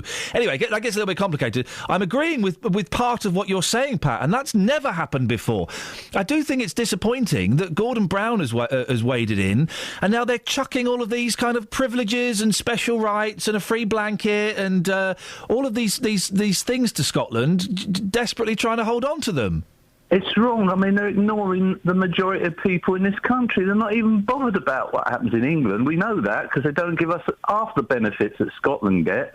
How about turning around from Scotland, coming back to England and offering the English people or people living in England same or more than Scotland as we pay more? Pat, I'm a little bit speechless. I'm agreeing with half of what you're saying.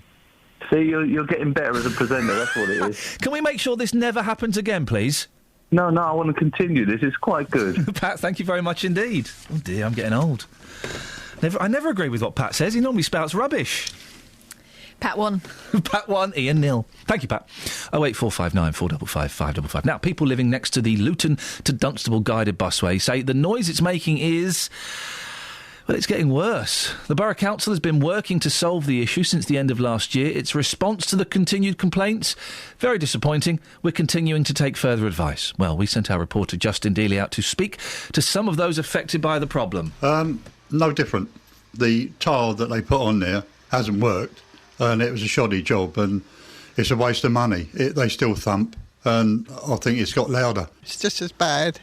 And my granddaughter stayed a few months ago to look after my cat while I went away, and she went home after 2 nights. She couldn't stand it because it woke her up at 20 to 6. It's more in the front of the bungalow. It's a whooshing noise out in the garden, but indoors it's sort of boom, boom, boom, boom, boom. Jan, you're living with this day in, day out. The improvements, which hopefully we're going to solve some of this. You had a microphone in your back garden to pick up the noise, to pick up the vibrations. Have these improvements made any difference to your life whatsoever? No, none whatsoever. It's no different at all. It actually sounds like somebody running up the stairs. It's very invasive, and no, it hasn't made any difference at all. The council, what would you like to say to them this morning? I would like to say to them that we haven't been complaining about there being a busway built behind us, because we did know 7 years ago that may happen, although we weren't sure that it was going to be that. But what we didn't know was that it was going to thump, thump, thump constantly all day long. And I would like to say to them that somebody of importance from the council should come down and listen to it themselves so they know what we're going through. They have actually built this behind our property, and we're just having to live with it. Justin speaking to some of the residents, joined by Andrew Selous, the Conservative MP for Bedfordshire South West. It's one of those things, isn't it, Andrew, that it sounds quite trivial, but when you have to live with that noise, and when it's waking people up really early and they're not getting sleep and they're feeling depressed because of it, it's actually quite important and serious, isn't it? Absolutely. It's certainly not trivial for the residents concerned. The busway is really, really close to their properties on this section of the track, and it just should be possible for the busway to run quietly without making this noise. The council says it's been working on this since December and still hasn't found a solution. Is there any hope? Yes, there is some hope, and actually it's partly due to you and your programme, Iain. I'm happy to be able to tell you, because I've got a letter from Luton Borough Council to me dated the 18th of August, and they are obviously disappointed that the earlier trial of filling the gaps between the busway beams didn't work, but as a result of the media exposure on your programme and elsewhere, they wrote to told me that a local consultant specialising in acoustics has offered to provide the council with further advice on possible solutions. So they have sent, Luton Borough Council have sent all the reports by the previous consultants on the work they did to these new local consultants. Doesn't say who they are, but they specialise in acoustics, and they are looking for a further solution, because what we really need to do is just to make sure that it runs quietly. Do they give any... And that's fantastic they've done that. I wish they would have come on the show this morning and told us that. That would have been wonderful. But that's great news. Do they give any kind of time frame for this? During September, we will then review the way forward. So I would take that as being the 30th of September, to decide if they're going to engage this consultant. So I will be following that up very promptly with them on the 1st of October. It's the anniversary of the busway very, very soon, in a week or two, I think. It's a because I think it's a great idea. It's a shame that a year on we're still hearing from residents who are at their wits' end. Well, we're a great engineering nation, aren't we? We're the country of Isambard, Kingdom, Brunel, and many other great engineers. You'd think we'd be able to get a busway to run without making a thumping noise, wouldn't you? When you put it like that, you imagine you would. Well, Andrew, listen, I really appreciate your time. I know you've kind of taken this under your wing, and you're particularly keen that it's resolved. So thanks very much for that. And well, let's maybe speak at the end of the month and see where we are. We'll certainly do that. Andrew, thank you very much indeed. Andrew Selous, Conservative MP for Bedfordshire South West. I like him. Shall I tell you why? Yes, because he says he'll look into something, and do you know what he does? He then goes and looks into it, and then he comes back and tells us. And I think you've got to respect that, and he does take this story very, very seriously. Luton Borough Council, I wish they'd come on and said that to us. Ah, dear. Never mind. Fingers crossed. Let's see where we get. There could be light at the end of the busway yet. 08459 455 555. April's in Luton. Good morning, April. Good morning, how are you? I've got a stiff neck and I've got a headache, and I'm feeling a little bit anxious. Apart from that, I'm on top of the world. Oh, you could always let Catherine take over. Sorry? You could always let Catherine take over. Good idea. No. Why would you I have a little lay down? Lie down? Why would I do that? Because she's just as professional. Oh, that's not saying much, though, is it really, April? I'll tell you what then. I'll shut up. Let's hear how professional she is. Morning, April. How are you doing? Good morning. How are you? Good, thanks. What did you want to say? You were talking this morning about choice of sex for children, and you're saying Justin would most likely have girls. He deserves girls, right? Because he's such a player, or he thinks he is. Yeah. So my dad was a player. Oh, really? He had 5 girls in the end. He had 2 ex-wives, numerous ex-girlfriends. All of his dogs ended up being female. All of his cats female. Even his female. And in the end, after he died, we booked him a female minister. I think it's disgusting. Ian, if you're going to join in. Don't use Dave. Have you heard this? It's ridiculous. Hell mess. It's a hell mess. It is a hell mess. Mate. We're trying to have a conversation here. Do you mind? Butt out. Right, the difficult part was at the funeral, keeping all of the ex-girlfriends and ex-wives separate. Wow. Sounds like a soap opera. Yeah, I don't watch soap operas. There's no point. You lived one. Such an interest. Yeah. So when did it come about that he had this tangled love life? Did you always know? Yeah, there are some people you meet in life and you think you're a player, and my dad was one of them. So what was he like? Was he a twinkler? Yeah. He always made girls swoon. The most embarrassing point for me was when I was about 32 and his current girlfriend came to ask permission to be his girlfriend because she was actually 31. I think it's disgusting. Yeah, I did at the time too. Hell mess. It's shocking. I like the mushy peas. Really professional, Catherine. Well, it would have been if you hadn't kept interjecting. Well, that sounds like what Dad was doing. April, thank you very much for your call. No problem. Thank you very much indeed. The ladies love a twinkler, don't they? I don't know what you mean by a twinkler. Well, for me, it's someone who's not necessarily that good looking, right? But they know how to turn. They know how to turn it on. They've got a twinkle in their eye, slightly devilish. It's kind of irresistible. Yeah, well. You know they're dangerous. But you still want to go there. You kind of do, because they make you feel special. 08459 455 555. Twinklers ahoy! Travel news for beds, cards and bugs. BBC Three Counties Radio. The A1M heading southbound, very slow moving between junction 9 at Letchworth and junction 7 of Stevenage. The M25 anti-clockwise, very slow on the speed sensors at the moment between junction 21A for St Albans and junction 20 for Kings Langley. In Kings Langley, the A41, that's looking rather heavy between the Hemel Hempstead turn-off and junction 20 for the M25. The M1 heading southbound, there's 2 lanes closed at the moment. That's just at junction 2 for Watford Way following an accident that's happened there. So far on the trains, everything's running well and to time. Nicola Richards, BBC Three Counties Radio. Nicola, thank you very much. Coming up, we'll take your calls on clothes injuries. If you want to talk about twinklers, you're more than welcome to. And also, the Royals, they're so much better than you, aren't they? They're certainly better than you, Catherine. They are not. What? Across beds, hearts and bugs. This is BBC Three Counties Radio.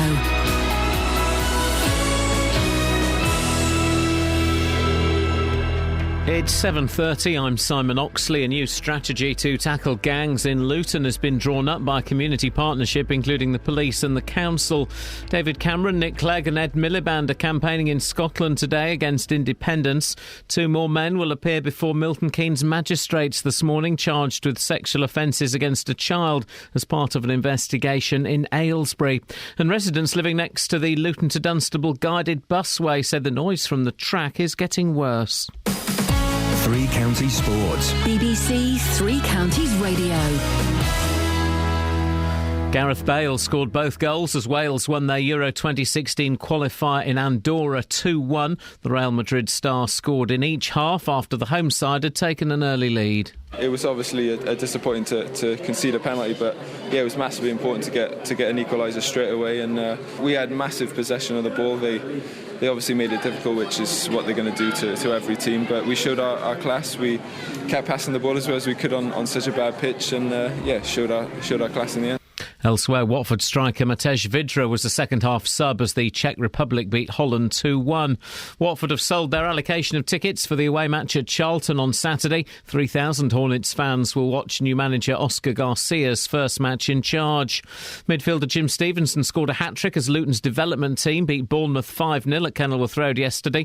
Ross Lafayette was also on target, but striker Alex Wall was sent off. Jonathan Smith played 90 minutes as he continues his return from a broken leg.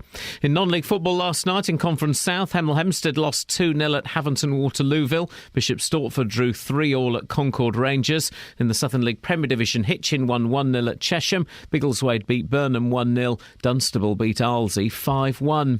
And the Italian rider Edoardo Zardini leads the Tour of Britain cycle race after winning yesterday's third stage in Wales. Defending champion Sir Bradley Wiggins was fifth. Today's stage is from Worcester to Bristol. BBC Three Counties News and Sports. The next full bulletin is at 8. Call 08459 455 555. BBC Three Counties Radio. 08459 455 555. Coming up, clothes injuries when clothes attack. Scotland, should we let them have the Queen? I don't think so. And other bits and pieces. But during the news, Catherine and I were just talking about a film that we've both seen recently. Yeah. Young at Heart. Yeah. I saw it years ago, and then I saw it for like £1.27 on Amazon. I thought, I'll have that. I remember that being quite good. Man alive, it's a million times better than I thought, and it had me in floods of tears. It's a documentary about a choir made up of pensioners. They're all in, and they're like in their 70s and 80s. These are old people. You're talking frail people, although one of them, by his own admission, is a sex machine. But they don't. They're not singing. They're singing like James Brown, Talking Heads, The Clash. Oh, they do Should I Stay or Should I Go? Shouldn't they? Yeah. Which is brilliant. They're just great, and they do tours. They do a tour of various places, including a prison at one point, and that was the bit that got me, actually. Yeah. They were singing to these hardened criminals, and they turned into babies, didn't they? The criminals just sat in the grass sobbing, and then they're going up going, that's the best thing I've ever seen, man. Really touched my soul. It was so good. They've played in Britain a couple of times, but they do it... I've missed them. I think they've played in Manchester twice, and I've missed them. And if they ever come to London... And what makes it so powerful is that they keep dying. Well, some of them are really ill. You've got one on a mobility scooter, one hooked up to the oxygen. He's got a brilliant voice, though, despite that. He's great, the big fella. And the fella that dies and he misses a couple of rehearsals because he's been in hospital. And, there was a bit with the three of them in the back... There's two in the back of the car and an 80-odd-year-old ex-military pilot, World War II pilot, driving the car. Do you know what it reminded me of? Go on. Me, you and Scoins. That old woman's a goer, though. I'll give you anything you want, my darling. I know. But then at the end, it faded to black and you realised that she'd gone as well. Yeah, that was me. Such a good film. And what's so good about it is you think it's going to be, isn't this funny? It's not. They take it... The fella making the film does it completely straight. There is no tongue-in-cheek, and it's just beautiful. You kind of realise that these performances give them a reason to carry on. Yep. And they see each other. They form really, really close and strong friendships. It's just wonderful. It's a good film. When they're singing, they suddenly become, I'm not going to say 25 again, but 50? Yeah. I like the old violinist. I like the band as well. The old violinist and the old fella on the drums. On the drum. He's got a drum. So good. If you get a chance to have a watch. Young at Heart. It's literally £1.26 on Amazon. I think it's probably on Netflix now as well and stuff like that. I watched it with my 2-year-old. Oh. And at one point, one of them turns like 76, 86 or something. And she said to me, I wonder what he's going to have with his cake. She's very into cakes at the moment. Of course she knows, what you like is what you have with your birthday cake. I said, what do you think old men like this? And I said, women? She went, no, to be loved. Oh. I had to turn away. I had something in my eye. I think I've got something in my eye now. How did you get to be so famous? It's a long story. Maybe one day I'll tell you. It's a shocking tale. 08459. Let's just say the casting couch was alive and well back in the late 90s. 08459 455 555. The Royals are better than you. They're certainly better than me. They're definitely better than you, Justin. Absolutely, 100% no argument here, boss. We brought this up yesterday, and very rarely do I carry something over, but I've been thinking about it a lot. I got quite a bit of abuse on Twitter for this yesterday. We had two people phone in and agree with me. The Royals are better than us. Well, sadly, Ian, some people just can't admit the truth. They can't see it, can they? Well, you deal in fact, not fiction. Absolutely. Of course the royal family are better than me. It's a no-brainer. They're better than you. They're better than Catherine. They're better than absolutely everybody because they are the royal family. I don't see what the issue is. Justin, you've been speaking to people about this. Yeah. What have they had to say? Some people happy to admit it. Some people, well, couldn't really see it. I've taken it to the streets, Ian. Here's what happened. James, the royal family, they're better than you, aren't they? Come on. And they're better than me. They're better, aren't they? Full stop. It depends on how you look at it. It depends if you have the superior ideology or that just people are people, put in certain different situations.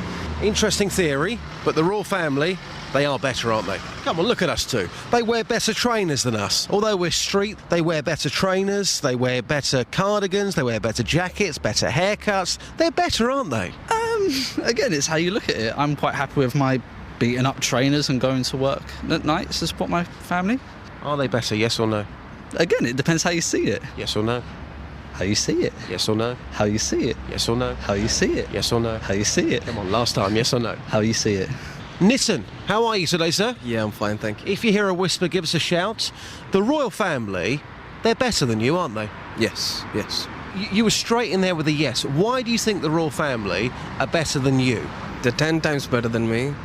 They've got money, they've got reputation, they've got everything. So. And anybody listening to this right now who says the royal family aren't better than me, they're living in a fantasy world, aren't they? Because they are better than them. It's obvious. Yeah, it's obvious. Yeah. So I put it to you, the royal family, streets ahead of us two. They're better, aren't they? Oh, I don't know. Jim Royal doesn't look that good. Sandra, I'm from Iain Lee's show. I put it to you that the royal family are better than us. Do you go along with that? Nice, but better. I don't think so, no. Oh, you don't think so? Why? Well, the simple reason is why should they be better than me? Don't forget we keep them. Look at me this morning. I'm wearing my Streetwise trainers. Do you like those, by the way? Yeah, not bad, actually. Okay, thank you very much. I'm wearing jeans. I'm wearing a cardi. These clothes, in reality, are cheap. I'll be getting into my, in reality, cheap car, going home to my cheap flat to pay my bills and struggle to pay my bills. They're better than me. They're better than you. Well, we should just admit that, shouldn't we? No, never. I don't ever consider anyone to be better than me. It's the honest truth. Well, the Queen is, yeah, exactly. There's his problem. Unbelievable. How can you stand there and say the Queen is not better than me? How can you say that? Yeah, You should be arrested. And I think that's partly the problem. This is why we were so successful in the 70s and the 80s, because we knew our place. Don't know our place anymore. Yeah, all this kind of, well, we're equal. No, we're not. I've taken it to the streets. Some people in denial there, but Nitin straight in there saying, yes, absolutely, the royal family 10 times better than Justin, me. we've got a caller who wants to talk about Hitler, but I'm sure they'll have a view on royalty being better than us. Andrew's in Bedford. Morning, Andrew. Good morning, Ian. What do you think about what Justin's been saying? Total load of rubbish. Why? Well, they're not better. They've just got a lot of money, but they're just living off people. I mean, exactly, they're better. They're not better. That doesn't make you better. Money doesn't make you better. Come on, Andrew. If I walk down to the local Tesco's with you live in Bedford, don't you? So if I walk down the local supermarket... No, I don't live in Bedford. Okay, well, what supermarket have you got in Bedford? What have you got? Tesco's, Sainsbury's... I've got a Tesco, right, okay. So, Morrison's, Aldi, Asda... Andrew, Lidl. If you took me down the local supermarket, nobody would know who I was. You might get the odd person. If you walked in there with Harry, for example, people will be all around you. That's because we look up to the royal family. People absolutely love them, and they love them because they are better than us. We look up there. That's where they are. We're down here. Brainwashed? Yeah, I mean, you look at it, this recent thing, I mean, when our 60th anniversary. Now, David Cameron, the Prime Minister, he got up in the House of Commons and said that she'd never put a foot wrong. Well, Iain Iain told a lie to that yesterday by saying when Princess Diana died, she didn't read The Mood of the Nation. Right. She put a massive foot wrong, and she had to be told by the Prime Minister at the time, who was the newly elected Tony Blair, to address the nation. That was a massive faux pas, but because we rewrite the history in favour of the royals, that was all glossed over. I mean, even Iain said there was crowds outside. He went down. He had a mooch outside Buckingham Palace, and the mood was not celebratory when she arrived there. Was it normally be, you know, waving the flags and that? They were really annoyed with her, to put it mildly. Is that the only thing you've got to suggest that the royal family are not better than us? That's the only thing. They're not better the only thing you've got. Not better, Justin. They've just got a lot more money. But there's lots of people who've got more money. Is Roman Abramovich better than you? Yeah. No, he's just got more money, Justin. The royal family have got more money, they've got more style, they've got more kudos. Wherever they go, they are welcome with open arms. People abuse me, Andrew, every single day on the streets. The royal family are better than us. And I would suggest, Andrew, that you come to grips with that fact. You need to accept it and move on. No, why do they abuse you, Justin? Because you've got such stupid views. No, not at all. Imagine you on the streets. You've been brainwashed, mate. You had your brain removed. Justin, listen, we're going to let you go because I'm sure you've got a lot to do. Thank you very much for your time, Just. Yeah, cheers. Speak to you later on. Now, Andrew, what did you want to say about Hitler? Well, Hitler, have you heard the latest thing that in Germany they're planning to rebuild the church where Hitler was given sort of respectability? You were listening to Radio 4 last night as well, were you? No, I was listening to Radio 5. Okay, yeah, yes, I've heard that. It's a church where, I can't remember the name of the church, but it's being rebuilt. It was blown up in 1945 by us guys. Yeah. Yes, they're rebuilding it. Well, I mean, doesn't that just show you, I mean, that's an indication of the sort of way that the Germans think. And they're rebuilding a wonderful... Now, I was listening to this, and I don't quite see the problem with it. It's a building. Yeah, well, why rebuild it? It's got an association with Hitler being accepted into the fold, and it led to his rise up to the time when he had the extermination. It's the Garrison Church in Potsdam. Yeah, Potsdam, yeah. Yeah, Potsdam to vote on rebuilding Garrison Church where Hitler cemented iron grip on power. But they're not voting they're not reanimating Hitler. They're not bringing in the swastika again. Yeah, it's a church. Yeah, but they're resurrecting the building, aren't they? Yeah, it's a building. Flipping heck, it's beautiful. Have you seen it? No. Well, why don't you have a look at the building? It is stunning. No, and from yesterday, did you mention, I phoned in... Have we finished that topic then, that conversation? Yeah, your faux pas yesterday. Have we finished that conversation about the beautiful church that they're rebuilding? Yes, let's move on from that, it's boring. Well, you brought it into the conversation, mate. Well, now you've gone off on a tangent. I haven't seen the picture of it. There's no tangent. I'm looking at it. It's flipping stunning. Yes, rebuild it. Iain, for an ardent royalist, you made a classic faux pas. Oh, go on then, mate. Did you get the message that I sent through? Probably not. Well, listen, as soon as JVS starts talking at the top of the hour, I am off the clock and on my break. Yeah, well, you said when you were talking about that chap that got into Buckingham Palace and sat on the Queen's bedside, yes. You said his name was Michael Sams. Now, did you find out what his real name was? No. Well, it's Michael Fagin. Michael Fagin, thank you very much indeed. Yeah, but Michael Sams... was an IRA terrorist. No, he wasn't an IRA terrorist. He was the person that kidnapped Stephanie Slater and also murdered Julie Dart. So I think the Queen would have been a bit more upset if he'd have been sat by her bedside with his wooden leg. It's hardly a faux pas. I've hardly dissed the royals because of that. You had. I've not dissed the royals by getting the name wrong of the fella the nut job that broke into her house and sat on her bed. Yeah, that's a classic faux pas. Thank you, mate. Yes, okay. Hey, when I'm going to make a film about that. About what? About the Queen sitting on the bed and talking Michael Ryan, or whatever his name was, down. What are you going to do with the rest of the film? It's 5 minutes. It was 20 minutes. 20 minutes, OK, so then you've got an hour to play with. Build up. I would watch that. You know he got his idea from? Go on. Roald Dahl, local. Sorry? BFG. Really? Don't you remember? These books that influence nut jobs. Incitement. Because the BFG put Sophie on the windowsill of the Queen's bedroom, everyone. Anyone seeing any parallels here? See, people talk about Call of Duty video game. They talk about Texas Chainsaw Massacre film. No one talks about the BFG or Catcher in the Rye, responsible for the Queen being intimidated by a fruitcake and John Lennon being shot. When are we going to ban books? Travel news for beds, cards and bugs. BBC Three Counties Radio. Starting off on the A1M heading southbound, rather heavy moving on the speed sensors between junction 9 at Letchworth and junction 7 of Stevenage. So far, taking a look at the M25, that's queuing at the moment between junction 17 at Maple Cross and junction 16 for the M40. The M1 heading southbound at the moment is closed between junction 4 Edgware Way and junction 1 for Staples Corner. Now that's all due to an accident that's happened there.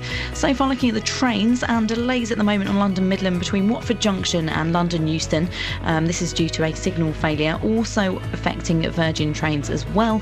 Nicola Richards, BBC Three Counties Radio. Nicola, thank you. We've just had a text in response to Andrew, the previous caller. Catherine, I think you've got it here. Yeah, that bloke's talking rubbish, says Rob. Where's the Asda in Bedford? That's the only thing he's picked up on. OK, fair play. 7:46, it's Wednesday the 10th of September. I'm Iain Lee and I'm getting paid for this. Can you believe that? A new strategy to tackle gangs in Luton has been drawn up by a community partnership, including the police and the council. David Cameron, Nick Clegg and Ed Miliband are campaigning in Scotland today against independence. And an acoustics expert has come forward to try and find a solution to the noise from the Luton to Dunstable guided busway, which residents say is getting worse.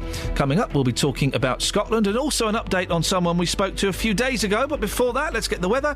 Here's Kate.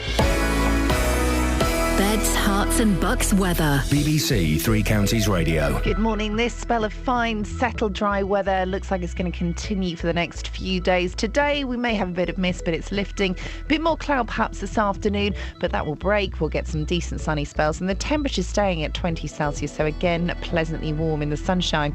Overnight tonight, again, a similar scenario to last night. Clear at first. We could get a bit of mist develop there, but then we'll see some cloud moving in, particularly towards the eastern fringes, as it's coming from the east, so probably clearer in the west, more cloud in the east overnight. Minimum temperature 7 Celsius, 45 degrees Fahrenheit. That's in the rural spots, a little bit milder in towns and cities. For tomorrow, that cloud's going to hang around for a time, but then again the breeze will start to break it up. We'll get some sunny spells, and it's a repeat performance. Temperature tomorrow at 19 Celsius. That's your forecast. Thank you very much, Kate.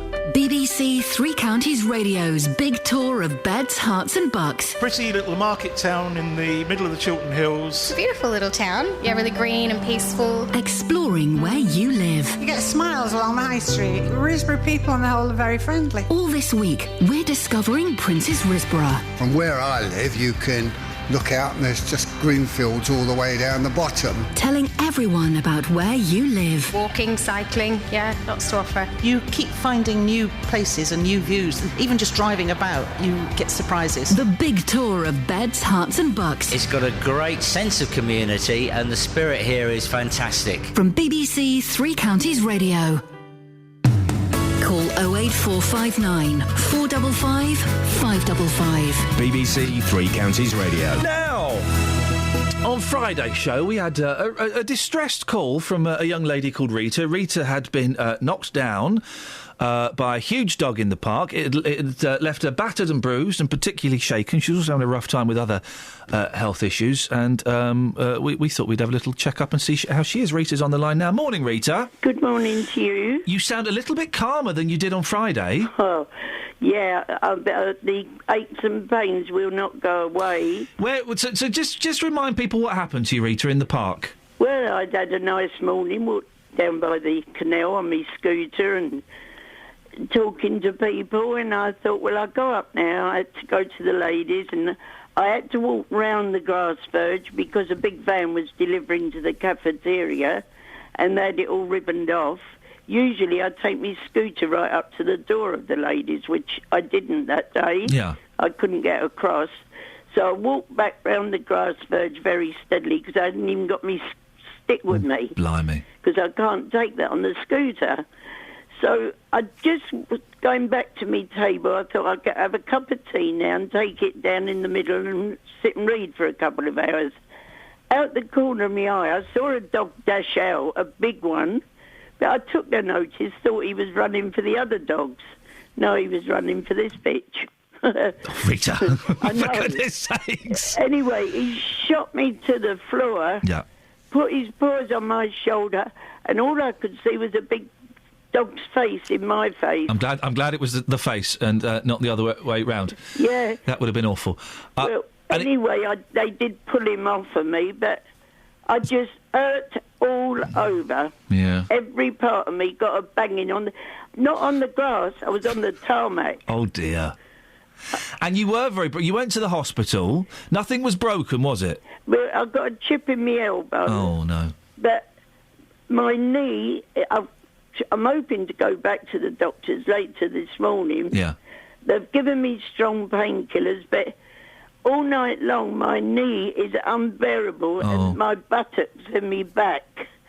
It's because you're lying down, I suppose. Those things are always worse when you're lying down. Well, you're in the chair, aren't you? I get up, make myself a drink, put the telly on, and I sitting in my recliner covered up with a blanket, and I get me pillow, and I go off after a while for another couple of hours. If you want me to come and massage your buttocks, Rita, I would do that willingly. Yes. So but you sound. I mean, you sounded so upset when we spoke to you last week. That's why I wanted to just have a little chat today and see how you are. You sound a lot better. Are you feeling, apart from the physical stuff, are you feeling a little bit calmer now? Well, I was pleading for help. Yeah. I'd spent ages ringing round trying to get help. When you came on, the lady solicitor was there. She's got in touch with me and also got in touch with the party. That was Marion Birch from Age UK, wasn't it? We had her on the same time, and she spoke to you off air, did she? Yeah, I've had a lady here for a couple of hours the other day, on Monday.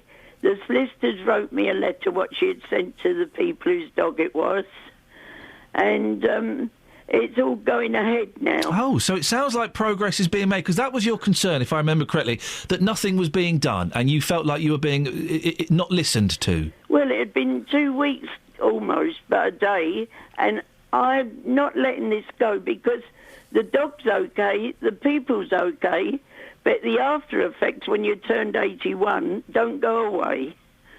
It stays with you. I think there will be very few people who would argue with you on that point, Rita, especially if they heard you on Friday when you were all very upset. So, was it? Do you remember who it was that came round? Was it Marion from Age UK that came round?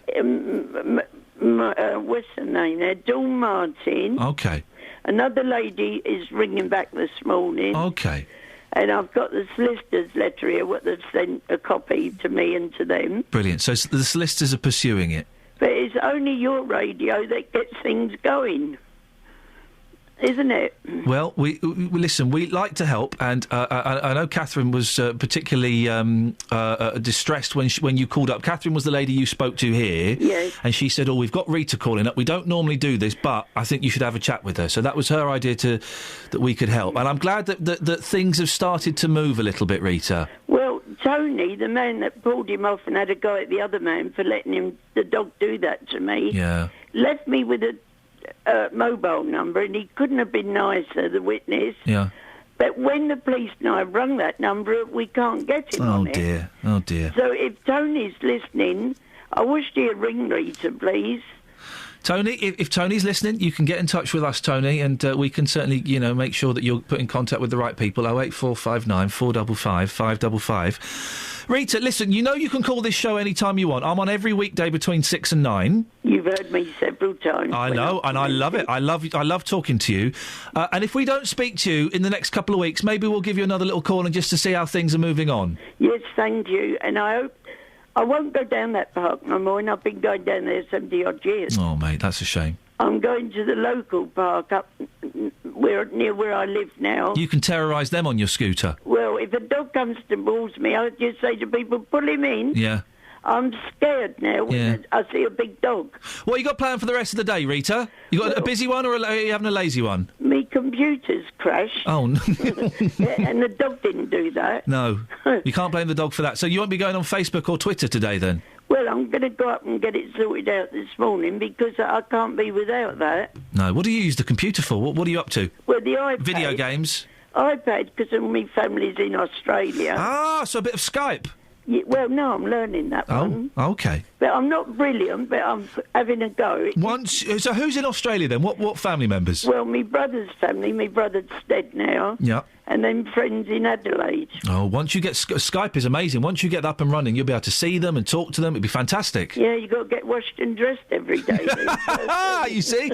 Yeah, you got to do your makeup and put some clothes on, Rita. You can't do it naked. Yeah, I can't show them all my bruises. No, you cannot. Rita, listen, it's really nice to hear you sounding a little bit better. I do, because I'm getting help. When you've turned 80 on your nervous wreck, yeah, that's not fair. living alone, you're pleading for help. Well, you're getting help now, and hopefully that'll help bring some peace, and we'll speak to you really soon. Thank you for all what you've done. You're marvellous. It's a pleasure. Take care, my love. Bye-bye. Thank you. Bye-bye. There we go. Bye. Across beds, hearts and bucks. This is Iain Lee. BBC Three Counties Radio. Oh, dear. I'm a little bit confused. We've had Andrew Selous saying that this show is responsible for that things being done with the Luton and Dunstable busway. We've got Rita saying this is the only station and show that gets things... I don't know how to handle... Can someone phone up and be rude to me, please? Because I can handle criticism. I have no idea how to handle praise. Twice in 1 week is too much. Twice in one show? 08459 455 555 if you want to phone up and just redress the yin and the yang of things. If you want to phone up and be rude about me in the show, now would be an... Oh, hang on, the phones have gone mental! All right, don't all jump at once. Flipping heck, don't all jump at once. 08459 455 555 is the telephone number if you want to give us a call. This dog seems to have got off lightly, says Carpet Martin. Got away with a savage attack. The only punishment was Tony pulling him off. Yeah, well, luckily Tony was there to do that. Dennis is in Dunstable. Good morning, Dennis. OK, the new, Dennis. We're going to give Scotland back to the Scotch. Yes, get rid of them, for God's sake. Even their poet, their poet is not even Scottish. Rabsy Nesbitt? No, it's Rabbi Burns. Oh, aye. Oi. Anyway, the sooner they go, the better. With a bit of luck, he might be able to get into the EU, which we can then get out of. Right? And he's not having our pound notes. Well, he is. They'll be in the EU, we'll be in the EU, they'll get pounds, we'll get pounds. Nothing's really going to change. Yes, it is, because he won't be independent once he joins the EU. I always thought Scotland was a woman. Is it? Well, that's right. Well, if we have a baby, a royal baby, yes, she can be Queen of Scotland, couldn't she? It does annoy me that Scotland is being given loads of, benefits and tax breaks and things that we're not getting. We are. Yeah. Yes, that's right. We're also paying something like £5 billion to them so they can have three people going to church. Dennis, we're running out of time. Very quickly, have you ever injured yourself with a piece of clothing? Yes. Thanks for calling. Travel news for beds, cards and bugs. BBC Three Counties Radio. The A1M rather slow moving heading southbound between junction 9 at Letchworth and junction 7 for Stevenage. The M1 heading southbound's closed between junction 4 and also to Staples Corner. There's been an accident at junction 2 which is causing queues now back to junction 5 at Watford. The M25 heading anti-clockwise, very slow between junction 21A for St Albans and junction 20 for Kings Langley. Taking a look so far at the trains, and delays at the moment on London Midland between Watford Junction and London Euston, also affecting Virgin trains as well, and that's all due to a signal failure there. Nicola Richards, BBC Three Counties Radio. Thank you very much indeed. I'm enjoying this show. We're getting away with it again. Lots to talk about in the next hour. Should Scotland have the Queen? Most of you seem to want to get rid of Scotland. Ever injured yourself with a piece of clothing and admit it? The Royals are better than you. Of course they are. Local and vocal across beds, hearts and bucks. This is BBC Three Counties Radio.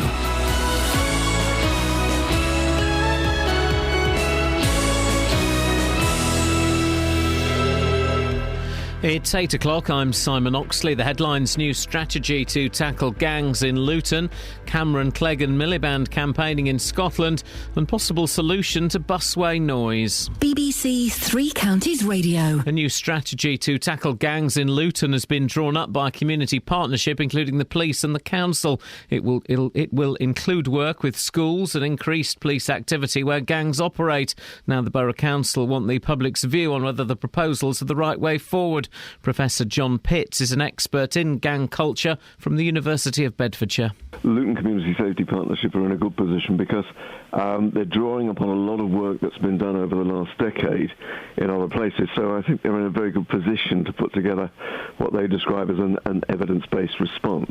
The Prime Minister is urging voters in Scotland not to rip apart the United Kingdom. David Cameron's intervention comes ahead of his visit to Scotland today with Nick Clegg and Ed Miliband. But Scotland's First Minister, Alex Salmond, says Mr Cameron is desperate. The country's slipping away from him. I mean, he once said, did he not? He didn't want to be remembered as the person who lost Scotland in the way that George III lost America. Now, if we leave to one side that Scotland is not a property to be lost and found by anyone, it's a nation, I think it tells us a great deal about this last-minute desperate rush to Scotland to try and tell us that he knows better than we do about how to govern our own affairs. 2 more men will appear before Milton Keynes magistrates this morning, charged with sexual offences against a child as part of an investigation in Aylesbury. Faisal Iqbal from Aylesbury and Harmahan Nangpal from Middlesex were charged yesterday. 8 other men appeared in court last week. Residents living next to the Luton to Dunstable guided busway say the noise from the track since it was opened almost a year ago is getting worse. Luton Borough Council installed microphones in people's gardens to monitor the sound and say they're disappointed that so far noise levels haven't been reduced. But South West Bedfordshire MP Andrew Selous says there may be a solution. As a result of the media exposure on your programme and elsewhere, they wrote to told me that a local consultant specialising in acoustics has offered to provide the council with further advice on possible solutions. A study suggests that people with dementia and their families face care costs that are equivalent to more than £20,000 a year. The research carried out by the London School of Economics and King's College in London has been published by the Alzheimer's Society. The 6th Chancellor of the Open University in Milton Keynes is to be installed in a ceremony this morning. Baroness Lane Fox of Soho is the founder of the website lastminute.com. In sport, Gareth Bale scored both goals as Wales won their Euro 2016 qualifier in Andorra 2-1. The Real Madrid star scored in each half after the home side had taken an early lead.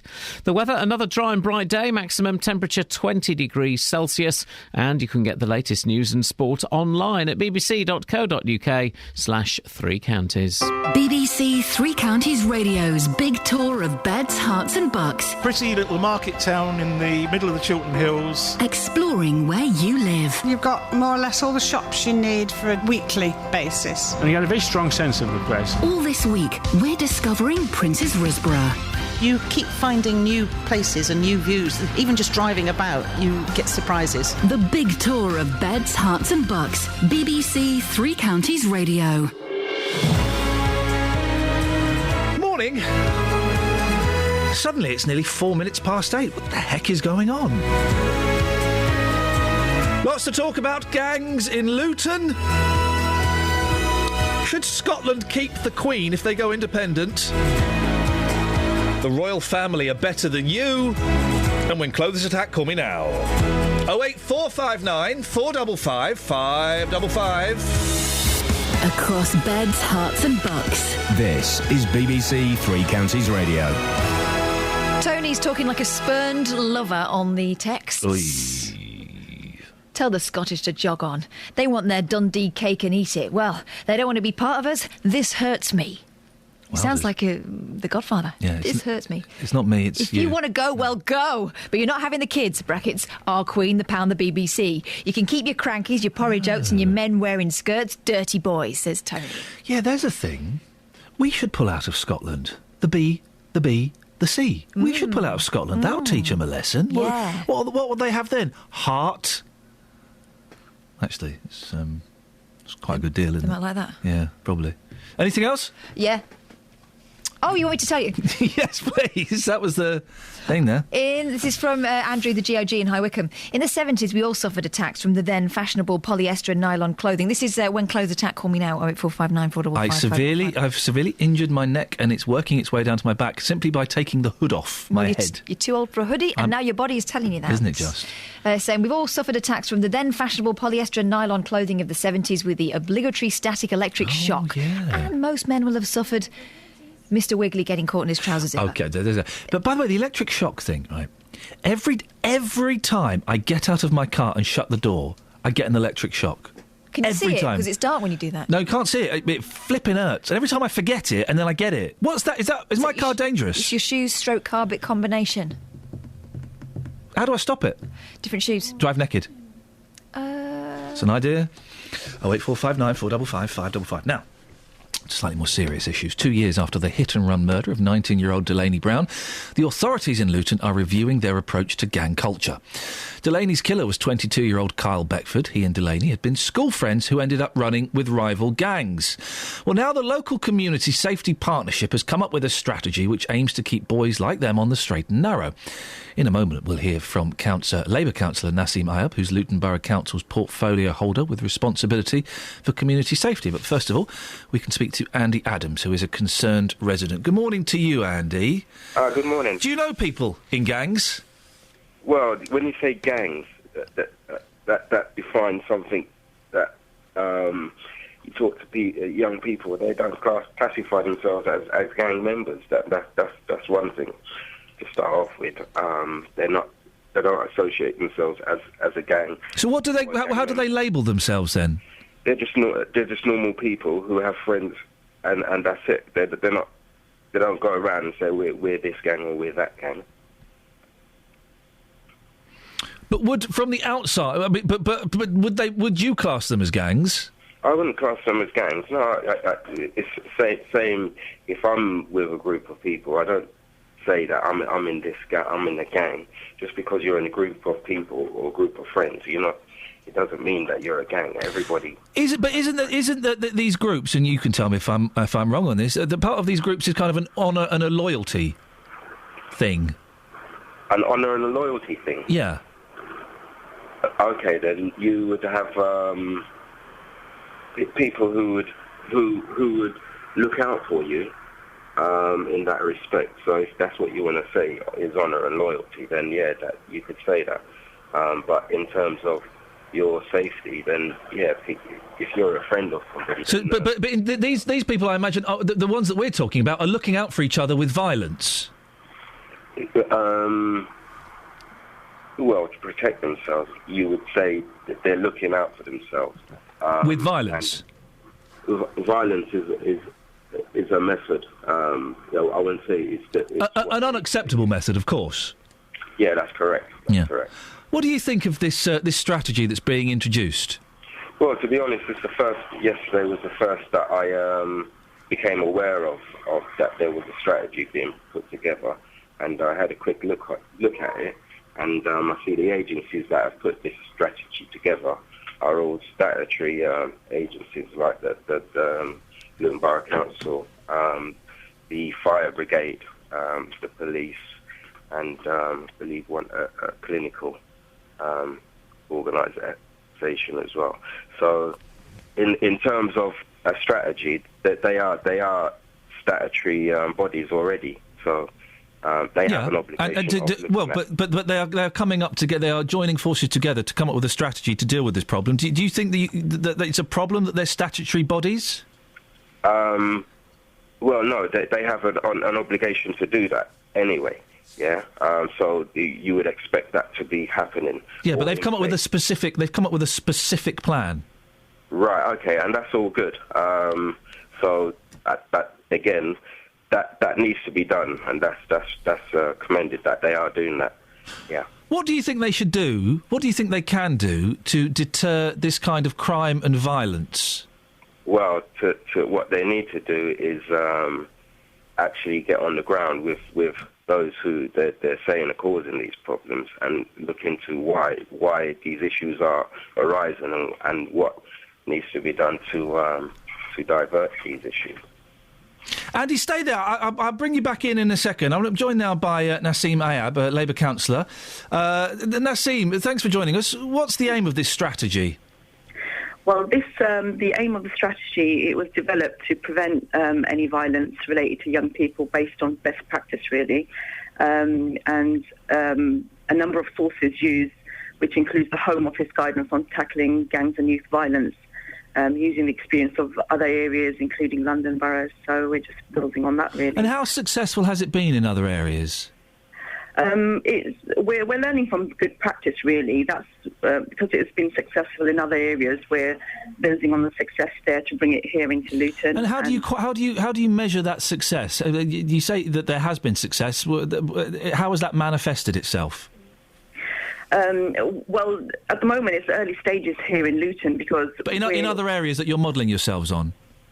Yeah, the other areas that we're modelling ourselves on, they've had good feedback from communities. Has it seen that the amount of violence and gang crime reduced? I suppose it has reduced. That's the reason why, from that best practice, we're bringing it here into Luton. And we feel that it's a consultation that we're doing at the moment. And once we've got the results from the consultations, we're going to put the strategy into place. So how long is this consultation going to last? And when do you think the strategy will be put into place? We've just started the consultation process, and it should be sort of like end of October-ish time that we should. And what kind of things are you asking people? Well, this strategy of ours, it focuses on four main areas. We're focusing on the pursue, the protect, prepare and the prevent elements of this. And they're the key areas that we're looking into. And what does that mean? With the four strands, we've got the pursue. This area will be focusing on ensuring against our most risky individuals. We've got the protect element, and that focuses on protecting our communities from activities of those involved in gangs or committing violence. And we've got the prepare strand, where gang or youth violence occurs. We need to mitigate the impact that this has. So, and then we've got the prevent element. I think this is the most important element here, where it's preventing young people joining gangs and becoming involved in related criminality by offering a range of diversionary activities. Is that going to work, though? Because I imagine that a lot of these young people are disaffected, have very little respect for authority. So if, a community copper turns up at their school and says, hey, guys, instead of joining a gang, why don't you, come and do this with us? They're just going to stick two fingers up and laugh, aren't they? No, we've actually seen it work because, we've got local projects already supporting young people here in Luton, and they're working pretty well. And just recently, there was the launch of a premiere called Hold, and that was excellent, and it was held here at the Galaxy Cineworld in Luton, and there were youths acting in that who produced and directed the films themselves, and And had they been? Were they former gang members? Well, they were related to some sort of. They may have been related to some sort of gang members, but because it's the gang members themselves are the ones that aren't. The point I'm trying to make is that there will be people that will jump on board with this and go, "Hey, this is a great idea," but those people are very unlikely to be involved in gang crime anyway, aren't they? The prevent element of this is to encourage the youth to become engaged in doing something positive in their communities. And I think when we have diversionary activities like this going on, we've got other elements in the town as well. We've got the Non-Violence Alliance, we've got the Walk to Freedom. We've got other best practices that we can work on, and I think they are making a difference here in Luton. Let me bring Andy back in. Andy, you've heard what the councillor has had to say. What's your reaction? Well, first of all, the last point there that you made about these activities, when the people who are targeted for these things, they're not the ones who actually end up being the beneficiaries or the ones taking part in these activities, because the activities goes out to a wider audience, and as you say, the ones people will jump onto those. So the first thing that needs to be recognised is when an activity is targeted for these groups of people, it's actually those groups of people that are engaged and not open to the people who are not affected or involved in any of these activities. That the second thing is we need to make sure and ensure that the information that we gather are from those who are actually involved in these activities. And we need to sit down and actually find out the causes of why they are involved in these activities and act upon it, because a lot of the time we assume that what we're putting on is what they want, and that isn't the case. Andy, we've got 30 seconds. Let's let the councillor respond. Councillor? Yeah, I agree absolutely with Andy, and that's the reason why we're holding this consultation. And it's exactly what Andy mentioned. We're seeking the views of local people. We want to get a clearer picture of what is the local picture. What we're suggesting, are our actions right? Are we prioritising the right things? And are we engaging with the right people? And do we have the right balance here with the early intervention and the support at the end of the... Finally, Nassim, because we are out of time, if people want to have their say on this, how do they get involved? Well, if anybody wants to take part in the consultation, they can go online. It's consult.luton.gov.uk, or we have the lead on this, which is Katie Bodycom, and her telephone number is 547-253. Nassim, thank you very much indeed. Labour councillor Nassim Ayab, and the other voice there was Andy Adams. Travel news for beds, cards and bugs. BBC Three Counties Radio. Very slow moving at the moment on the M25, heading anti-clockwise between junction 21A for St Albans and junction 20 for Kings Langley. The M1 heading southbound's closed at the moment between junction 4 Edgware Way and junction 1 for Staples Corner. We are seeing delays now back to junction 5 at Watford following an accident that's happened there. Taking a look so far in Boreham Wood, looking rather heavy on the Barnet bypass, heading southbound between Sterling Corner and Apex Corner on camera. On the train, seeing delays on London Midland between Watford Junction and London Euston, also affecting Virgin trains as well. Nicola Richards, BBC Three Counties Radio. Thank you, Nicola! 8:17, it's Wednesday the 10th of September. I'm Iain Lee. These are your headlines on BBC Three Counties Radio. A new strategy to tackle gangs in Luton has been drawn up by a community partnership, including the police and the council. David Cameron, Nick Clegg and Ed Miliband are going to Scotland to love bomb it. And an acoustics expert has come forward to try and find a solution to the noise from the Luton to Dunstable guided busway, which residents say is going boom, boom, boom. BBC Three Counties Radio.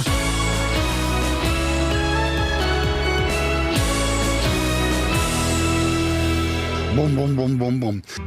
Every weekday from 3, Roberto Perroni. Are league tables the best way to judge a school? Pal, do you have any sympathy for the Buckinghamshire golfer Iain Poulter? Police are issuing safety advice to women in Watford, but I'm fascinated by the age gap between her and her husband. Figures show that around £500,000 was spent in Hertfordshire last year clearing up after people who dump rubbish. Then you just ate them. Roberto Perroni. There's been an extraordinary reaction on social media. My big concern is that no one ever worries about the victims. The whole system is designed to help the criminal. Roberto Perroni, weekdays from 3, BBC Three Counties Radio. If you hear a whisper, give us a shout. Iain Lee. BBC Three Counties Radio. Catchphrase, which you are still severely lacking, Jonathan Vernon-Smith. It's true. Severely it's lacking true, a catchphrase. yeah. I just think it might lighten the mood sometimes on your show. Could we borrow that one? No. No, it's ours. We borrowed it from a Cliff Richard fan, but... your producer seems to be nodding vigorously. Don't worry about borrowing it, you can have it. No, we cannot have it. Yeah, you can have it. No, I mean, we've used it. Yeah, you can have it. She's got... No, I think she's been... had far too much coffee. No, you can't have that. I'll tell you what, we'll come up with one for you. Oh, OK. We will come up with one. We'll have one for you tomorrow. This time tomorrow, I will deliver you your catchphrase. Really? Yes, sir. Now, are you going to take this seriously? Yes, a catchphrase. OK. It's make or break for you. This is your last... I don't want a rubbish one. It's your last shot. I want one that will stick. Like, good game. Yeah. Nice to see you nice. Those ones have been used. Can't have those. Honestly, 08459 455 555. We've got 24 hours to come up with a catchphrase for Jonathan's show. I will deliver it to you this time tomorrow in a sealed envelope. You will open that envelope, you will read it. That's your catchphrase. You know, they're all the best ones are out there already, aren't they? Well, obviously not. We've got the best one. All right. All right, at the back. Oh, I can't say that anymore, probably. Probably can't. Dark days. Anyway, what's on your show this morning? Scotland, I believe. It is Scotland again. Yep. I'm sensing that Scotland may well be the big talking point for some days to come yet. Yeah. And possibly beyond then as well, depending on what happens. Coming up on this morning's Big Phone-In, I'm asking, is keeping Scotland in the UK worth all this time and effort? No. I thought you might say that. David Cameron, Nick Clegg and Ed Miliband, they've all flown to Scotland to try and convince voters that they should stay in the UK. Scottish First Minister Alex Salmond says the three men are the least trusted leaders in the history of Westminster and their presence would actually boost the yes vote. Ooh. He doesn't mince his words, does he? The Prime Minister has told the Scottish people he desperately wants them to stay and he'll give them more power if they choose to remain in our precious and special country, to quote him. However, the Vote Yes campaign say no one believes Westminster can offer Scottish people what they want, and that's why the polls show more people north of the border are planning to vote for independence. But as the most high-profile politicians in this country drop everything, including Prime Minister's Question Time today... Unprecedented. No PMQs. They drop everything to go and plead with Scotland to vote no. I want to hear your thoughts at 9. Is keeping Scotland in the UK worth all this time and effort? It would appear we're chucking everything. What were you calling it, love bombing? Yeah, we've been told when Quebec in Canada was voting for independence, the phrase love bombing was created, where you have to bomb them with love and say, no, don't leave us, we love you guys, even though you're miserable French speakers, which they are in Quebec. Right. And so we're supposed to be love bombing them here. We're being encouraged. The front page of The Sun is encouraging you to phone up any Scottish relatives or friends you've got and beg them to stay. That's what we're supposed to do. If I phone up my Scottish relatives, they'll tell me to jog on, laddie. Really? Yeah, of course. Well, I just wonder whether it's worth all this time and effort. No. Or are we now at a stage where we think, do you know what? If you don't like it, go then. Yeah. You know, there comes a point in a relationship where you have to have a bit of pride in yourself, a bit of self-worth, don't you? And it's you have to say, well, look, you know, I'm worth more than this. Yeah. If you don't want me, get lost. Yeah. Is it now that point where we should say that to Scott? And all this business of, I heard you saying earlier, offering them more things. We're bending over backwards for them. Exactly. I think David Cameron should grow a pair. And the vote, is it next Thursday? Yes. On Wednesday night, he should say, do you know what? We're not bothered. You can go. Bye.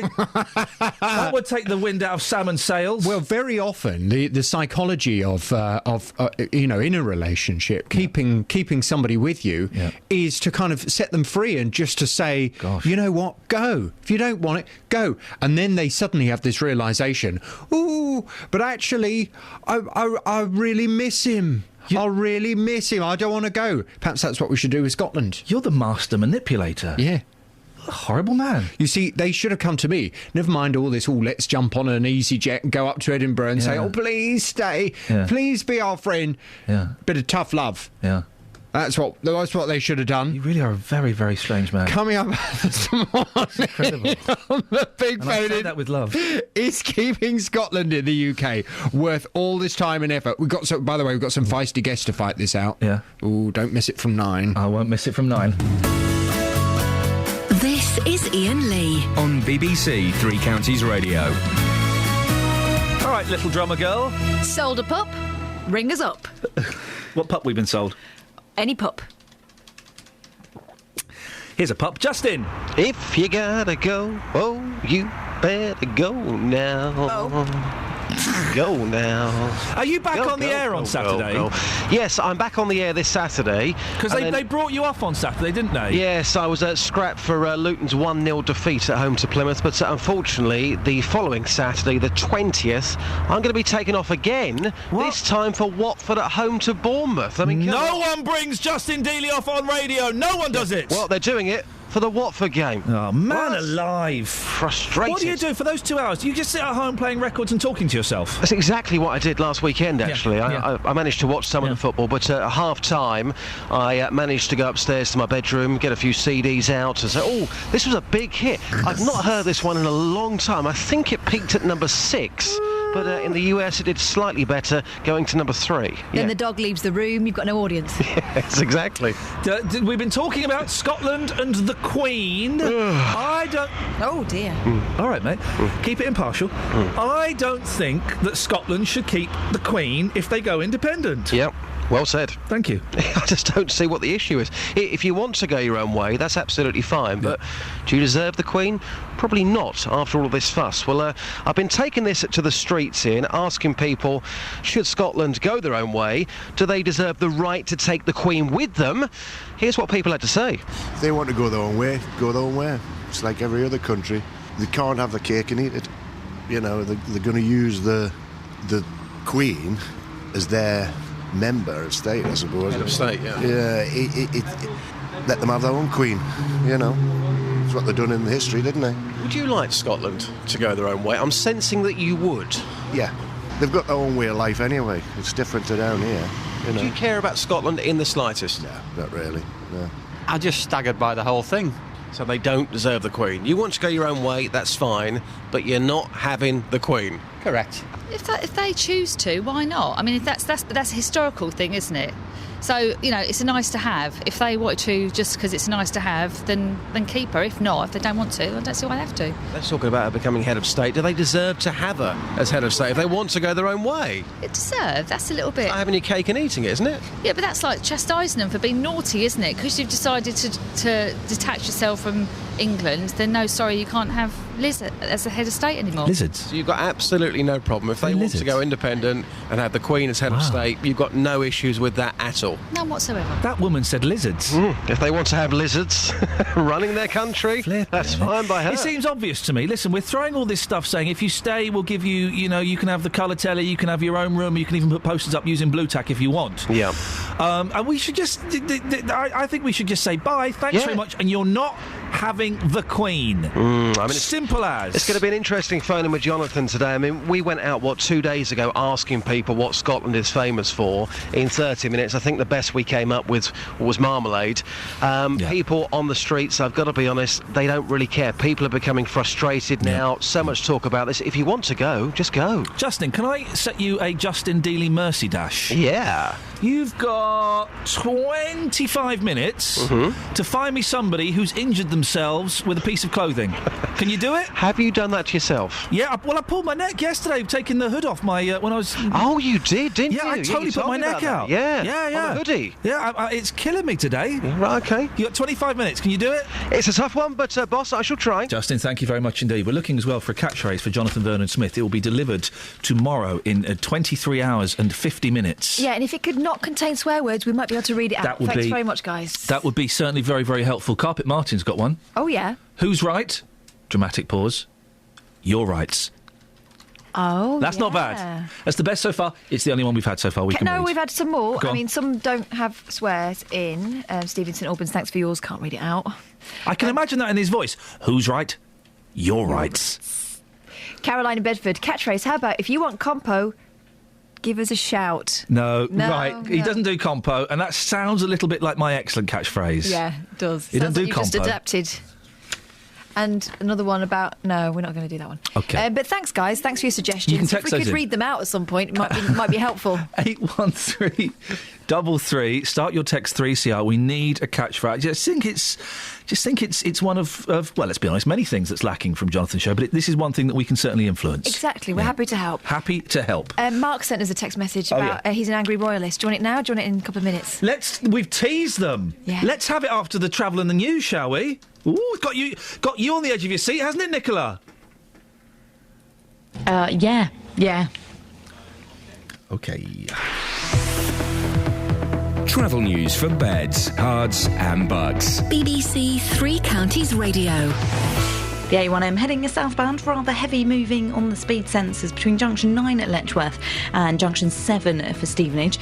The M1 heading southbound is closed because of an accident between junction 4 Edgware Way and junction 1 for Staples Corner. Now seeing it being rather busy to junction 6A for the M25 following an accident there. The M25 heading anti-clockwise is queuing between junction 19 at Watford and junction 16 for the M40, and the M40 on camera looking heavy from the Denham roundabout to the M25. Just getting in, the normal services now resumed on London Midland. That was between Watford Junction and London Euston. Nicola Richards, BBC Three Counties Radio. Across beds, hearts and bugs. This is BBC Three Counties Radio.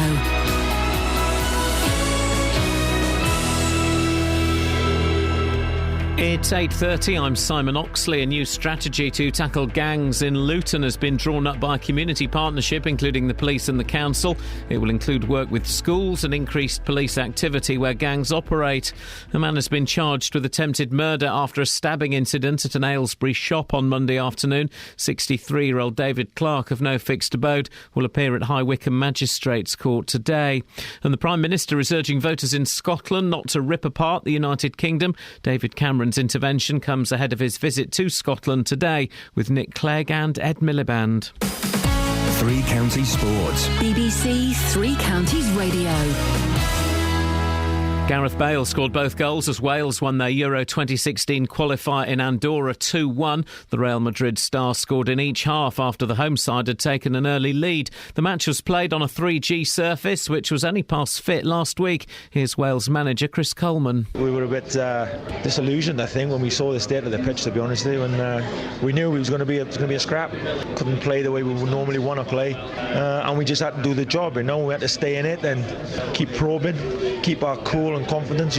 We know we got Bailey in the team who can produce something out of nothing, is what he did. So credit to all our lads who showed a lot of courage. Elsewhere, Watford striker Matej Vydra was a second-half sub as the Czech Republic beat Holland 2-1. Watford have sold their allocation of tickets for the away match at Charlton on Saturday. 3,000 Hornets fans will watch new manager Oscar Garcia's first game in charge. Midfielder Jim Stevenson scored a hat-trick as Luton's development team beat Bournemouth 5-0 at Kenilworth Road yesterday. Ross Lafayette was also on target, but striker Alex Wool was sent off. Jonathan Smith played 90 minutes as he continues his return from a broken leg. In non-league football last night in Conference South, Hemel Hempstead lost 2-0 at Haverton Waterlooville. Bishop Stortford drew 3-3 at Concord Rangers. In the Southern League Premier Division, Hitchin won 1-0 at Chesham. Biggleswade beat Burnham 1-0. Dunstable beat Arlesey 5-1. And the Italian rider Edoardo Zardini leads the Tour of Britain cycle race after winning yesterday's third stage in Wales. Defending champion Sir Bradley Wiggins was fifth. Today's stage is from Worcester to Bristol. BBC Three Counties News and Sport. The next full bulletin is at 9. Call 08459 455 555. BBC Three Counties Radio. Thank you, Simon.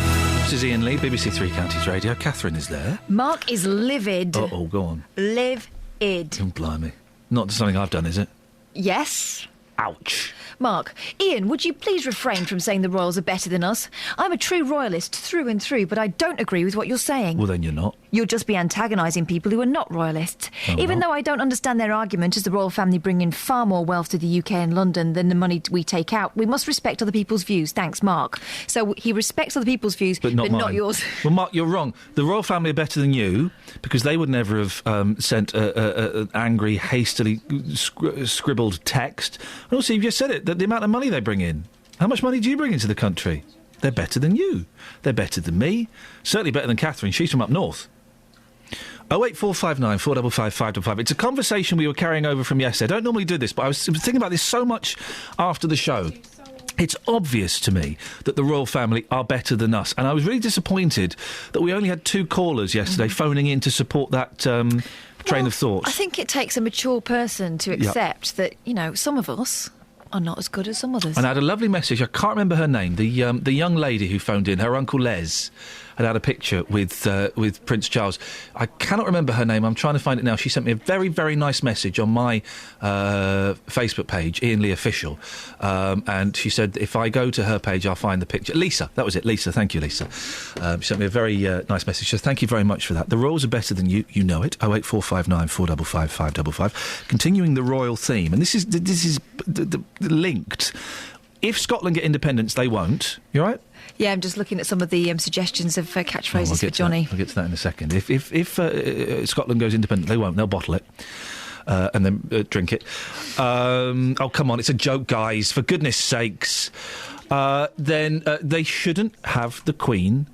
They should get their own Queen. Mm-hmm. Who would be the Queen of Scotland if it wasn't ours? Lulu. Oh, no, she's not Scottish. Yeah, she's not Scottish. Granny Murray? Spiteri. She's Italian. Andy Murray's mum? Oh, yeah, it probably would be, wouldn't it? Yeah. Oh, she'd love it. She can do the stare. 08459 455 555. And clothes attack. And also, we're looking for a catchphrase for Jonathan Vernon Smith. What have we got? If you've got a problem, JVS will nobble 'em. says James. Oh no, in I think MK. that's slightly libelous. We'd have to check that. Amy in Bedford, Mr. Iain Lee, give us a try. I like the way she's brought us into it because, you know. No, it should be his own thing. Michelle says on Twitter, phone in, join in. Nice. What about Peter? If you need a voice, I am your choice. That's nice. Yeah, 'Cause I can imagine. Lino says, don't get in a state, call up your mate, JVS on BBC 3CR. He then adds, I can't rhyme much with taser. That's true. That would be. Don't let it faze you. Zap him with a taser. Need some work. Pat says, hi, Iain, if you hear a whisper, tell them to speak up. No, that is flippant and is a little dig at me. I'm not having that. Luann's in Ampthill. Morning, Luann. Good morning, Iain. Yeah, have you ever been attacked by clothes? No, but I've attacked my child with them. What? Call the social services, Luann. What's happened? Well, he was about 2, probably just under 2. Yeah. And we were going through the old rigmarole of potty training and all that kind of stuff. Yeah. And onesies were quite sort of starting to come in there. Yeah, well, I remember onesies, yeah. However, it had a little zip. Oh, yeah. Mums should not be allowed to zip up onesies on boys. It should not be allowed. Only dads should do that.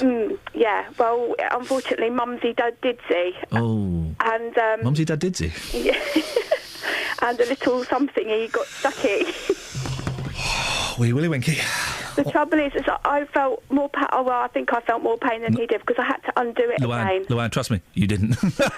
You didn't. He's not traumatised. He doesn't remember it that much. He will at some point, when he's older, he will be in bed with a lady, or he'll be in a situation, and something will just click, and he will wince, and he will remember, and he will have to have hypnotherapy, regressive hypnotherapy. He'll be taken back to that day, and then he'll sue you in a court of law. I'm just being glad actually that I didn't have mobile phones that took cameras took pictures at that time because I think I would have taken one.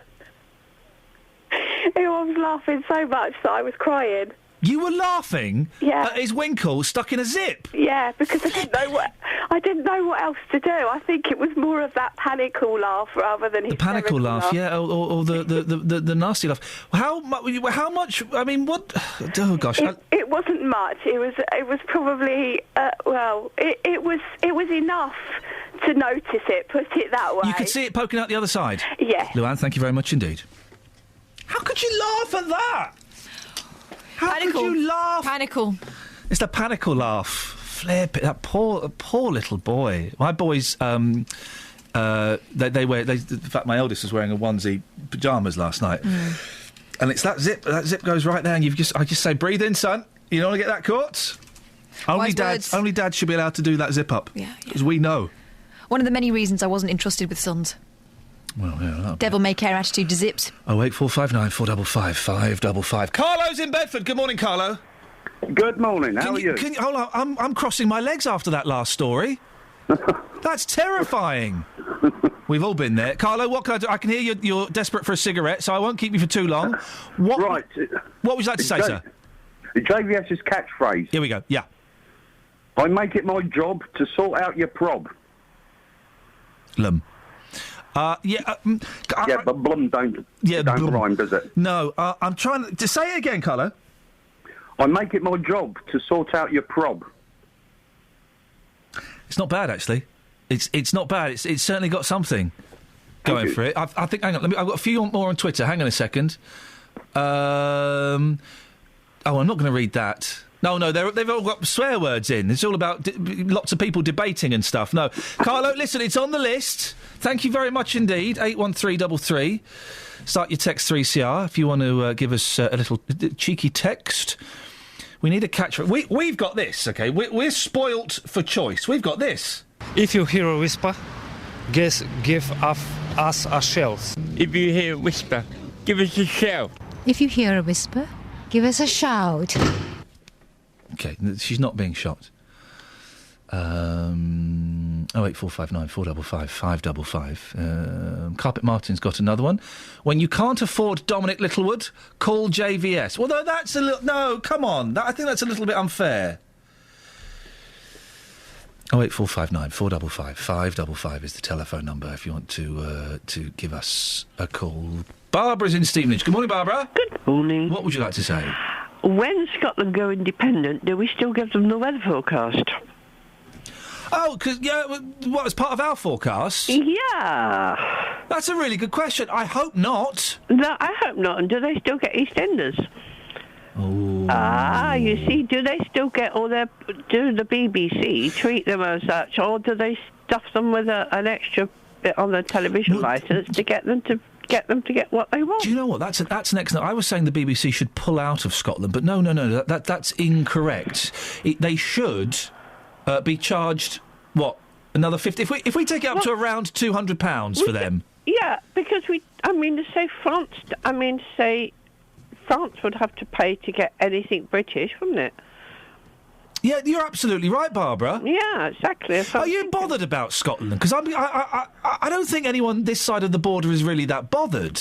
I don't know. I think it might affect the pound and bits and pieces. I don't know what that means, though. It might, and I've heard it might affect the pound, but I don't know what that means. Affect it in what way? Well, it might send the pound down a bit, so you have to pay more for stuff. Yeah, when you put it like that, if stuff's going to be more expensive because of the Scotch, yeah, that's not good. Well, and a few other things. They shouldn't keep the Queen either, should they? Because she's better than you. She's better than me. She's certainly better than the Scotch. Yeah, but I mean to say that's her decision, not theirs. But as I say, I don't think they should have their free weather forecast. The Queen's better than you, isn't she, Barbara? Oh, definitely. Thank you very much indeed. It's obvious. And she's a classy lady, Babs. She knows a place. Doesn't she?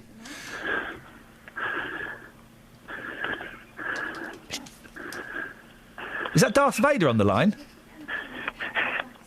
It's Dave. Dave Vader? No, Dave from Luton. Darth Dave Vader? No, shut it, pal, right? The thing that gets me about you, Dave... Oh, here we go again. If you don't... I'm coming down there one day and I'm going to bonk you on the nose. Well, we're based in Luton for the moment. You're based... Well, I know. He's going to bonk you on the nose. Don't you dare bonk my nose, you deviant. Yeah, You're based in Luton and your last name is Luton. No, it's not. It's Dave from Luton. I know, that makes it even more amazing. Your middle name is From. It's like Joey Essex, isn't it? Catherine, can you put the fader on Catherine, because she started with you now. Dave, what? If you moved to Stevenage, would you change your name to Stephen from Luton? Look, can you ask me a question? Yeah, OK. If you moved to Stevenage... It was a lovely day yesterday. Wasn't it just? Lovely and sunny and warm. Yeah. You're 42, a married man with 41, 2 little children. 41. What the hell are you doing with a hoodie on? What's the name of the gang, pal? What are you doing with a hoodie on? What was he wearing? A hoodie. Why? Well, he got it caught, didn't he? And he's hurt his neck now. If he ain't got headache and backache and leg ache... I know, isn't he a moaner? Oh, yeah, Catherine. But where's he gone now? Is he gone skiving off to get his... Oh, here we go. All the time.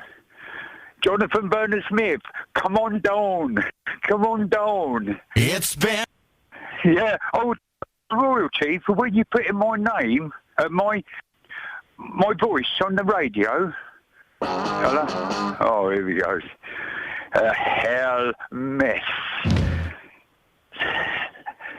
It's a hell of a mess, this radio station. Oh, here we go. Yeah. I'm trying to talk sense to you, Mr... What is it? Oh, yeah, Lee, yeah. I like the mushy peas. Yeah. It's a hell mess. Boom, boom, boom, boom, boom. It's disgusting. Yeah. Can you stop putting my voice on the radio in the mornings, please? Traumanised. Yeah, traumanised. Yeah. I like the mushy peas. Yeah. I like your nose. My fist on the end of it. Hell mess. Oh dear, he's off again. Why do you wear a hoodie at the age of 42? Please tell me. He thinks he's going to sleep on a snake. Oh, is that right? Yeah, he wants to curl up on a snake and all. It might bite him. I'm being swallowed by a boa constrictor. I'm being swallowed by a boa constrictor. I'm being swallowed by a boa constrictor. And I don't like it very much. Oh no, he swallowed my toe, he swallowed my toe. Oh gee, he's up to my knee, he's up to my knee. Oh fiddle, he's reached my middle, he's reached my middle. Oh heck, he's up to my neck, he's up to my neck. Oh dread, he's swallowed my... Travel news for beds, cards and bugs. BBC Three Counties Radio. The A1M's looking rather slow moving on the speed sensors this morning between junction 9 at Letchworth and junction 7 at Stevenage. The M1 heading towards London's looking rather slow moving as well between junction 9 and junction 7 for Hemel Hempstead. The M1 heading southbound, there's a lane closed at the moment just to junction 2 for Watford Way following an accident. Looking rather busy now to junction 6A for the M25. And the M25 itself looking heavy heading anti-clockwise between junction 19 at Watford and junction 16 for the M40. So far, no reported problems or delays to the trains. Nicola Richards, BBC Three Counties Radio. Nicola, thank you. My colleague Lee Agnew has just sent me what will happen to the BBC in Scotland, and boy, oh boy, is it shocking. Tell you in a second. It's 8:46. It's Wednesday, the 10th of September. I'm Iain Lee. These are your headlines on BBC Three Counties Radio. A new strategy to tackle gangs in Luton has been drawn up by a community partnership, including the police and the council. David Cameron, Nick Clegg and Ed Miliband are campaigning in Scotland today against independence. And an acoustics expert has come forward to try and find a solution to the noise from the Luton to Dunstable guided busway, which residents say is getting worse. 08459 455 555. Clothes, injuries, Scottish independence, and what will happen to the BBC if Scotland does get independent. All that and more after the weather with Kate. Beds, hearts and bucks weather. BBC Three Counties Radio. Well, it's a fine and bright start right the way across all three counties. Perhaps a little bit of cloud over parts of Buckinghamshire, but really nothing to worry about. It's high cloud. We're seeing brightness behind it. Elsewhere, it's a beautiful sunny start to the day. And sunny spells will continue. A bit more cloud this afternoon, but the temperature similar to yesterday at 20, maybe 21 Celsius. Overnight tonight, clear at first, but then we'll likely see cloud moving in, particularly towards the eastern fringes. Should stay dry though, and the temperature dropping down. Countryside again, quite a chilly night, minimum down to around 7 Celsius. Towns and cities a bit milder. For tomorrow morning, a cloudy start for some again in the east, but then the sunshine will break through. A bit more of a breeze, but the maximum temperature staying in the high teens, and that's your forecast. Every weekday from 12, Nick Coffer brings you BBC Three Counties Radio. I've got some great interviews coming up. He was in the trenches in France and he was shot. We both look at each other in amazement and can't believe how far we've come with the company, and we love it. We love every day that we do the cakes. Nick Coffer. We're telling people, go out and find about your family story and come back and pay tribute to them in a way that is a living, breathing legacy. Got a strong local link, hasn't it? A strong local link. Amy Merritt, she's originally from New Zealand, now settled in Buckinghamshire. Nick Coffer. I think it could be brilliant. Weekdays from 12 on BBC Three Counties Radio. Some great tweets with suggestions for Jonathan Vernon-Smith's catchphrase. DS Hunt, life in a mess, call JVS. I like that. That's a good one. And Michael Naylor, if you're having a drama, don't worry, join me in Frigliana. A bit wordy. Doesn't trip off the tongue quite so well. Kathy's in Watford. Morning, Kathy. Hello. Have you got something for us? If you need help, give us a shout. Huh? For Jonathan. If you need help, give us a shout. Hey. No? Because it feels like you're doing it in the rhyming voice. So it feels like it's going to rhyme, and then if you need help, give us a shout. Give us a yelp. Boom. Bang! There we go. Lennon and McCartney are back together again. You don't like it, do you? I'm not. Well, the thing is, it's such a flagship show on this station. We want to get this catchphrase absolutely right. OK, I'll have another thing. No, but your idea was great and it fueled a better idea. So, Kathy, I don't want to discourage your creativity. I appreciate you taking the time and the thought. There were no wrong answers in this. But that was close to a wrong one.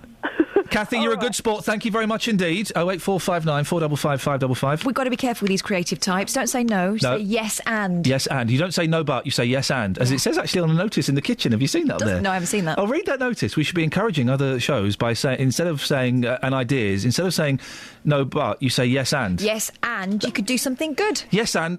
That idea is rubbish. Andrew's in Letchworth. Morning, Andrew. Good morning, Ian. How are you? Do you know what? I'm feeling a little bit perky today. Oh, and I'm feeling a little bit better because I can see Justin Dealey poking his gorgeous head round the door. What a looker. What a looker. He's a good-looking guy. You reckon? Right, Dealey. Hey, boss. What you doing? You'll find out in a second. Thank you very much indeed. Andrew, what have you got for us? Okay, so I listen to your show every day, and the Scotland thing's played on my mind a little bit. I mean, a lot of people resent paying the TV licences and whatever else, but it's British broadcasting. Yep. So what happens to Scotland when they separate? I have been told... Listen, my colleague, Lee Agnew, a proper journalist, guys, has sent me this. If they vote for independence, people in Scotland will have to pay for a new Scottish broadcasting service. They'll still be able to get the BBC programmes, but guess what? They won't have to pay for them, Andrew. Oh, that's disgusting. Wait a minute. You say he's a proper journalist. Yeah. Let's have a look at his genealogy, shall we? Agnew. Yeah. Scottish name. Oh, well done. A sympathiser. Oh, there's an infiltrator in our midst. But yeah, so they'd get the BBC, Andrew. It wouldn't cost them a penny. So will ours go up then? Yeah, probably. We'll have to cover them. Oh my goodness. It's outrageous, isn't it? That's disgusting. Andrew, thank you very much indeed. You all right, Kath? It's a hell mess. It's a hell mess we're heading for. It is hell mess, isn't it? That's interesting. So they'll still get BBC programmes. They won't have to pay for them. Kathy, did we just speak to you? Yeah. Oh. It's gone. Matt's in Luton. Hi, Ian. Hello, Matt. How are you, sir? Oh, thank goodness you're not that miserable Matt from Luton. Oh, he does my head in. Hello, Ian. I've come to have a go at you today. Yeah? Yeah. What have you got for us, Matt? Yeah, just to call to say thank you, Ian, for your help for that lady, because you really make me to cry, because you are angel. Because I miss my mom, that's why, I call the lady, I pray for her, but, you are fantastic. God bless you and your team and everybody there. It's a fantastic... Well, Matt, you're very... this is 3 compliments in one show. Honestly, I don't know how to handle this. You said something interesting. You said you missed your mum. You've lost your mum, have you, Matt? No, because I'm far from my mum. Oh, she's still alive. Whereabouts are you from? Original from Iran. And is that where your mum is? Oh, yeah. Yes, she is, yeah. And how is she doing? Is she all right? She must miss you terribly. She does, yeah. She's quite old, and she's over about 80. But, honestly, I was crying when you were talking to that lady. I really, really pray for God for you and for your team to be blessed. And, always I've listened to your show and love it. Matt, you're very kind. Why don't you give your mum a call later on today? I will do that. Good lad. Thank you, Matt. You're very, very kind. Thank you. I don't know how to handle compliments, but what a nice gentleman. Oh, imagine being that far away from your mum. I know. Sometimes it's a blessing. My mum's only around the corner. Yeah. Well, imagine being that close to your mum. Flip it, heck. Mind you, she's a very busy lady. Oh, she's avoiding me. I think she might hide behind the sofa when I'm not. I couldn't think why that would be. Your mum's tiny, though. She could be standing up behind the sofa and you wouldn't be able to see her. That's true. What did you call her, Bilbo Baggins? Hey! Oh, Dealey! I've got an idea. Go on, Dealey. It's just come to me. The theme tune to this programme, if you hear a whisper, give us a shout. Yep. I think we need to drop that now because that man just called you an angel, correct? He did call me an angel, yeah. What about having the theme tune to the programme, Shaggy, Angel of the Morning? What do you reckon? Did Shaggy do a version of Angel in the Morning? Yeah. That was Crystal Gale. Shaggy. He did Angel. He ruined Angel of the Morning. Yep, Shaggy. He ruined Crystal Gale. Shaggy ruined Crystal Gale. Is this true? Absolutely true. Let's kick off tomorrow with Shaggy, Angel of the Morning. OK. Well, Justin, I sent you out on a Justin Dealey Mercy Dash. You had 25 minutes to find somebody who had been attacked by their clothing. Yeah. How's it gone? Bit ropey, this one, but I've got 2 examples for you. It's a tough one. Here is example number 1 for you. Rihanna, you've injured yourself with your skinny jeans. Tell us what happened. I fell over trying to get them off when I was drunk. Bad injuries, bit of bruising? Bruising, yeah. So a message to everybody today, if you're taking your skinny jeans off at night, just be careful. Yeah, True saying. True saying. Exhibit number 2 Hang on a minute. Whoa, hang on a minute. You don't just brush past the fact you spoke to Rihanna. Yeah. That's Fantastic. Awesome. We knew those tight clothes were going to do her a mischief at some point. That's why she doesn't wear them very often. Absolutely. Skinny jeans, by the way. I bought a pair the other week, and I've got a similar story to tell. Went to the toilet on 3 occasions during the evening, could not take the jeans off, and I fell over, okay? So, why were you taking your jeans off to go to the toilet? Well, I tried to take them off before I got into bed, but I couldn't because they were so tight. But you said you went to the toilet 3 times. Yeah, during the night. The implication is that you took them off to go to the toilet. No, I tried. Are you my son? No. What was happening was they were stuck on the bottom of my feet. So why did you try and take them off when you were going to the toilet? That because makes no sense. I had to walk from the bedroom to the toilet, and I tripped over. That's why. But why? Hang on a minute. But why were you taking them? Did you sleep in your jeans? Yes. Because I couldn't take them off. They were too tight. Did you still have your boots on? No, the boots were off, but the jeans were still on. Oh, man. Absolute nightmare. Go on then, exhibit number 2, what we got? Somebody with a lovely voice. Here we go. I'm here with Cleopatra. Sexy name. Sexy lady from Greece. Yeah. Welcome to Luton. How does it feel to be here? Nice. Yeah? I like it. Yeah. Handsome men in Luton, so I'm told. So, injuries. Clothing injuries. What happened to you? I was trying to wear my glasses on, my sunglasses. How can we call this? The end. The end. Getting into my eye. You poked yourself? Yep. Painful? Yes, a lot. 2 examples. Off the streets. Oh, man alive. So not only have you spoken to Rihanna, you've also spoken to a 90s girl group as well. Rihanna and Cleopatra coming in at ya. one feature. There you go. Fantastic. Well, see, Justin, I knew you could do it. It was tough, but we got there in the end. I don't think you can really class sunglasses as a clothing injury, but I kind of put it in there because it was a difficult phone-in. So you slept in your jeans? Yes. Why would you do that? I've done it a few times when I've dozed in the day, and they've always woken up with me smelly and sweaty. Guys, you're missing a key point here. I had to sleep in my jeans because I couldn't take the jeans off. They were so skinny, they were stuck to my legs. Here's another thing, and I'm just going to say it, Justin, I've known you long enough. You've got no business wearing skinny jeans as a man. No, this is 2014. And you're nearly 40, mate. You're too old. Says the man who's 45 wearing a hoodie. Also, Justin, I'm saying this with sisterly affection. You've not had kids yet. What's that got to do with skinny jeans? You're going to find out. Think about it. Okay, point taken. Yeah, thank you very much indeed, Justin. It's very sensible. I just don't want him cramping his style. Literally. Can you imagine? You got to let those bad boys move around. Got to breathe. Are we done? Yeah, I think we've covered all the bases. Have we got any more texts on catchphrases for JP? I'm determined we must have something good in I'm here. determined we're going to do this. Wow, we've got, if you have a prob, show us... No, we've got that one out. Oh, come on now. What about this? He's laughing, though. He likes that one. This is from Erin.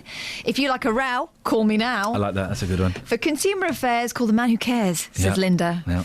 And in a mess, call JVS, Jackie of Hemel. That's a work of genius. A few Facebook comments very quickly on should we share the Queen.